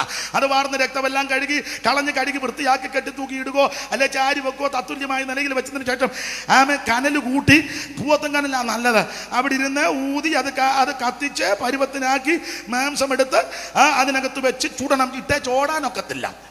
ഇപ്പോഴത്തെ ഞാൻ സംഗീതം പല ഉപദേശിമാർ ഇട്ടേ ചോടുകല്ലേ. പ്രാർത്ഥിച്ചു തുടങ്ങിയ ചുടനെ പിന്നെ മൊബൈലില്ല. സ്റ്റേജിൽ ഇരിക്കുമ്പോഴും മൊബൈലിൽ, പിന്നെ യോഗത്തിനാണ്, പിന്നെ നാടകത്തിലിരിക്കുകയാണോ? ആരാധനയ്ക്ക് കയറുമ്പോൾ അതുപോലെ അത്യാവശ്യം ചുമതലപ്പെട്ടവരൊന്ന് നോക്കിയാൽ എതിർക്കുന്നില്ല. ചുമതലപ്പെട്ടവർക്ക് ചിലപ്പോൾ ഒരാൾ വരാൻ താമസിച്ചു, അത്യാവശ്യം, അത് ന്യായമല്ലേ? വരുന്നവനെല്ലാം പന്നി ഇരുന്ന് മാന്ത് പോലെ മാന്തുക. നീ ആരാധനയ്ക്ക് വരുന്ന 2 മണിക്കൂർ, 3 മണിക്കൂർ നീ ഇന്ത്യൻ പ്രസിഡന്റ് ഒന്നും അല്ലല്ലോ. മൊബൈൽ മാറ്റി വെച്ചേച്ച് നീ ദൈവത്തെ മഹത്വപ്പെടുത്ത. അത് സ്റ്റേജിലിരുന്ന് മൊബൈൽ തോണ്ടി എഴുന്നേക്കുമ്പോഴൊന്നും നിന്നെ അടിച്ചില്ല ദൈവം ഇളക്കും. നീ ദൈവത്തെ ഭയപ്പെട്. വേറെ 21 മണിക്കൂർ വേറെ ഉണ്ടല്ലോ, തോണ്ടാലും മാന്താനും. ഈ 3 മണിക്കൂർ ദൈവസന്നിധിയിൽ ഇരുന്ന് നീ ദൈവത്തെ ഭയപ്പെട്, ദൈവത്തെ ആരാധിക്കുക, ദൈവത്തിന് മഹത്വം. ദൈവത്തിന് നിങ്ങൾ ഇണങ്ങിയാലും കൊള്ളാം, പിണങ്ങി. ഞാനാന്ന് ഇപ്പം എടമ്മല നോക്കാറാണ് നിൽക്കുന്നത്. ഇനി എനിക്ക് എന്നാ നോക്കാനാ? സ്തോത്രം. പണ്ടൊരു തെങ്ങേനും എന്ന് തല പോയപ്പം പെമ്പള വന്ന് പറഞ്ഞു, എൻ്റെ ദൈവമേ ഇതിലും വലുതേതാണ്ട് വരണ്ട, ഇനി ഇതിലെല്ലാം തലയാ പറയാം. എനിക്കിനി എൻ്റെ യേശുദാസ് ഒന്ന് അടിച്ച് ഞാൻ ശരിയാക്കും. നീ ദൈവത്തെ ആരാധിക്കണം, ദൈവത്തെ മഹത്വപ്പെടുത്തണം. 2 മണിക്കൂർ 3 മണിക്കൂർ ഇരിക്കുമ്പോൾ ബാക്കി ബിസിനസ് മാറ്റുന്നേ. പാട്ടുകാരോടും കൂടെ ഞാൻ എന്നെയും കൂടെ ഉപദേശിമാര് ശുശ്രൂഷ ദൈവം നിങ്ങളെ ഏൽപ്പിച്ച ശുശ്രൂഷ. അതിനിടയ്ക്ക് നീ ഇതിനകത്തിരുന്ന് മെസ്സേജ് വിടുക, കുന്തം വിട്ടാ നിന്റെ ഓടാലി അടിച്ചു ദൈവം. ദൈവത്തിന് മഹത്വം. ദൈവത്തെ ഭയപ്പെടുക, ഈ ദൈവത്തെ ആരാധിക്കുക, യഹോവയെ ഭയപ്പെടുക, രാജാവിനെ ആരാധിക്കുക, ദൈവത്തിന് മഹത്വം കൊടുക്കുക. കൃപയിലേക്ക് ദൈവം നിന്നെ കൊണ്ടുവന്നു. നന്ദിയോടെ ദൈവത്തെ സ്തുതിക്കുക. ദൈവത്തിന് മഹത്വം, ദൈവത്തിന് മഹത്വം. നല്ല സ്ഥലത്തേക്കാ ദൈവം നിന്നെ കൊണ്ടുവന്നിരിക്കുന്നത്. ഗോതമ്പ് യവം വിസ്തരിക്കാൻ നേരമില്ല. ഗോതമ്പ് യവം മുന്തിരി. മുന്തിരി നല്ലതല്ലയോ?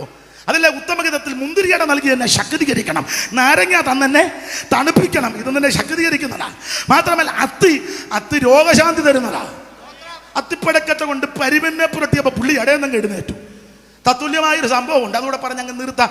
അതെ, നോക്കൂ, ദാവീദ് ശത്രുക്കളുമായുള്ള യുദ്ധത്തിന് പോയപ്പോൾ ദാവീദിന്റെ പട്ടണമെല്ലാം കയറി അമാലിക്കര് തീയിട്ട് ചുട്ടു.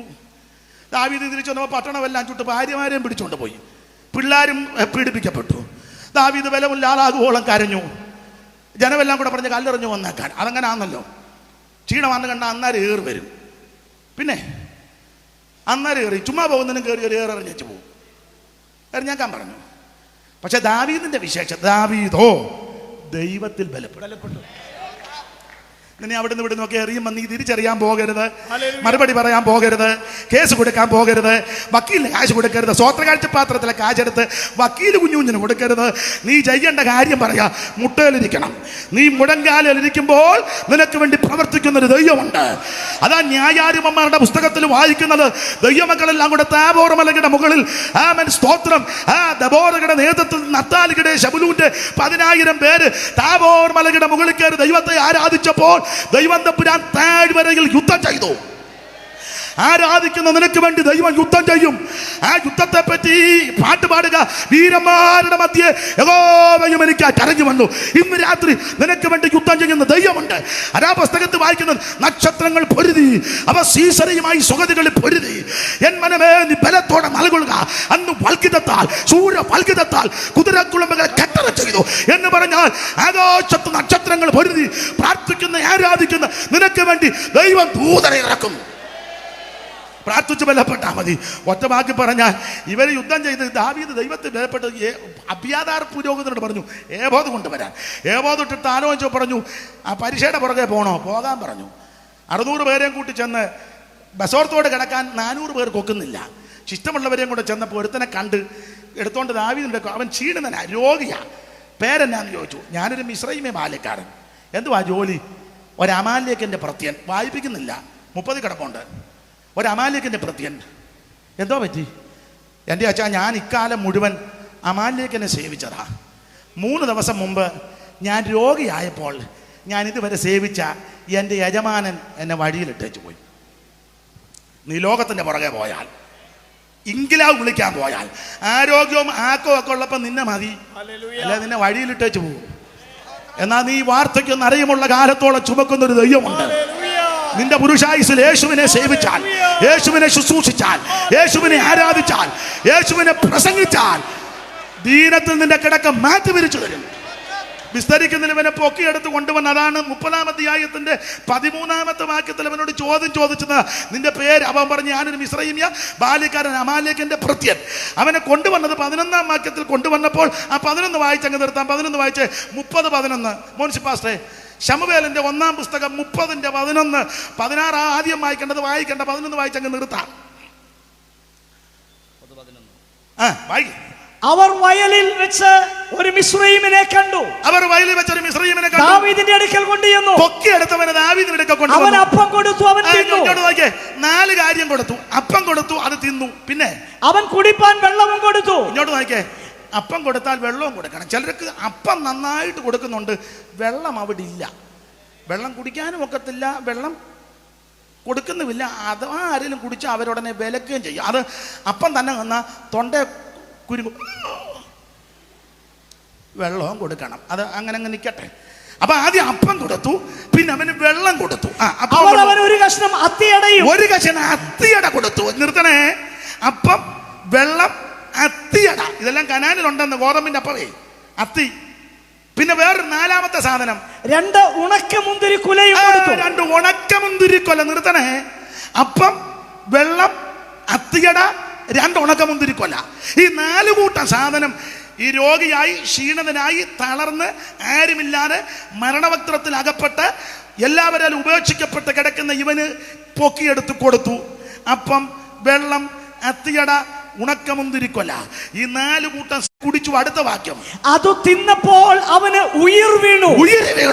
ഇന്ന് രാത്രി നിനക്ക് ഉயிருണ്ടാക്കുന്നതാ കനാനിലെ ഭക്ഷണം. ഈ കൃപയിൽ വന്നതാ നിന്റെ ഭാഗ്യം. നീ പെന്തിക്കോസ് വന്നതാ നിന്റെ ഭാഗ്യം. ഇതിനകത്ത് വന്നാൽ നിനക്ക് രോഗശാന്തിയുണ്ട്. ഇതിനകത്ത് വന്നാൽ തിരുവചനത്തിന്റെ മർമ്മം പിടികിട്ടും. ഇതിനകത്ത് വന്നാൽ നിനക്ക് ആശ്വാസമുണ്ടാകും. യേശു മാത്രമാ രക്ഷകൻ, മറ്റൊരുത്തനും രക്ഷയില്ല. നിന്റെ രോഗം മാറ്റുവാൻ, ക്ഷീണം മാറ്റുവാൻ, തകർച്ച മാറ്റുവാൻ, തളർച്ച മാറ്റുവാൻ കഴിവുള്ള നാസറായൻ ഇന്ന് രാത്രി ഇവിടെ വന്നിട്ടുണ്ട്. കരമുയർത്തി കൈയടിച്ച് ദൈവത്തെ സ്തുതിക്ക്.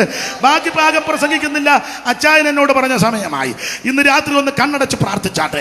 എൻ്റെ ദൈവമേ, അവിടുത്തെ കരങ്ങളിൽ എന്നെ സമർപ്പിക്കുന്നു. എൻ്റെ ക്ഷീണങ്ങൾ നീക്കി, രോഗങ്ങൾ മാറ്റി, എൻ്റെ മനോവേദനകൾ മാറ്റി എന്നെ ഇന്ന് രാത്രി ബലപ്പെടുത്തണമെന്ന് എല്ലാവരും പ്രാർത്ഥിക്കുക. ഇന്ന് രാത്രി ദൈവം നിന്നെ അനുഗ്രഹിക്കുന്ന രാത്രിയാകട്ടെ. അല്പസമയങ്ങൾ എല്ലാവരും ദൈവത്തെ മഹത്വപ്പെടുത്തിയാട്ടെ. ആ പഴയ പാട്ടിന്റെ 2 ചരണങ്ങൾ ചേർന്ന് പാടാം. മനോഹര ദേശത്തേക്ക് ആ ദൈവം നിന്നെ കൊണ്ടുവരണം.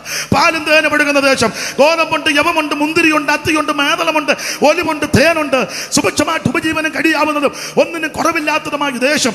കല്ല് ഇരുമ്പായിരിക്കുന്നതും മലയ്ക്കുന്ന താമരം വെട്ടിയെടുക്കുന്ന ദേശം. പിന്നെ നീ ഭക്ഷിച്ച് തൃപ്തി പ്രാപിക്കുമ്പോൾ നിന്റെ ദൈവമായ യഹോവ തന്നിരിക്കുന്ന നല്ല ദേശത്തെക്കുറിച്ച് നീ അവനെ സ്തോത്രം ചെയ്യുക. ഇന്ന് രാത്രി എല്ലാവരും കർത്താവിനെ മഹത്വപ്പെടുത്തിയാട്ടെ. ആനന്ദമേ, പരമാനന്ദമേ, ആനന്ദമേ, പരമാനന്ദമേ, കാനാൻ ജീവിതം എനിക്കാനന്ദമേ, കാനാൻ ജീവിതം എനിക്കാനന്ദമേ. എൻ സങ്കടങ്ങൾ ചേർന്നു പോയി, സംഹാരദൂതൻ എന്നെ കടന്നു പോയി, സംഹാരദൂതൻ എന്നെ കടന്നു പോയി.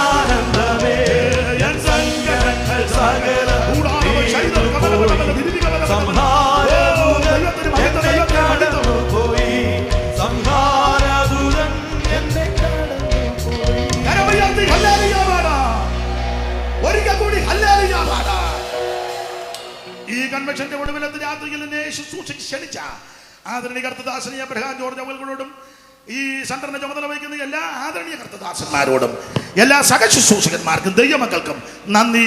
ഓർക്കുന്ന വേളയിൽ എളിയവനെയും കുടുംബത്തെയും തിരുവല്ലായിൽ ഒരു കൂട്ടായ്മയുണ്ട്, ഓർത്ത് പ്രാർത്ഥിക്കണമെന്ന് വിനീതമായിട്ട് എല്ലാവരോടും അപേക്ഷിക്കുന്നു.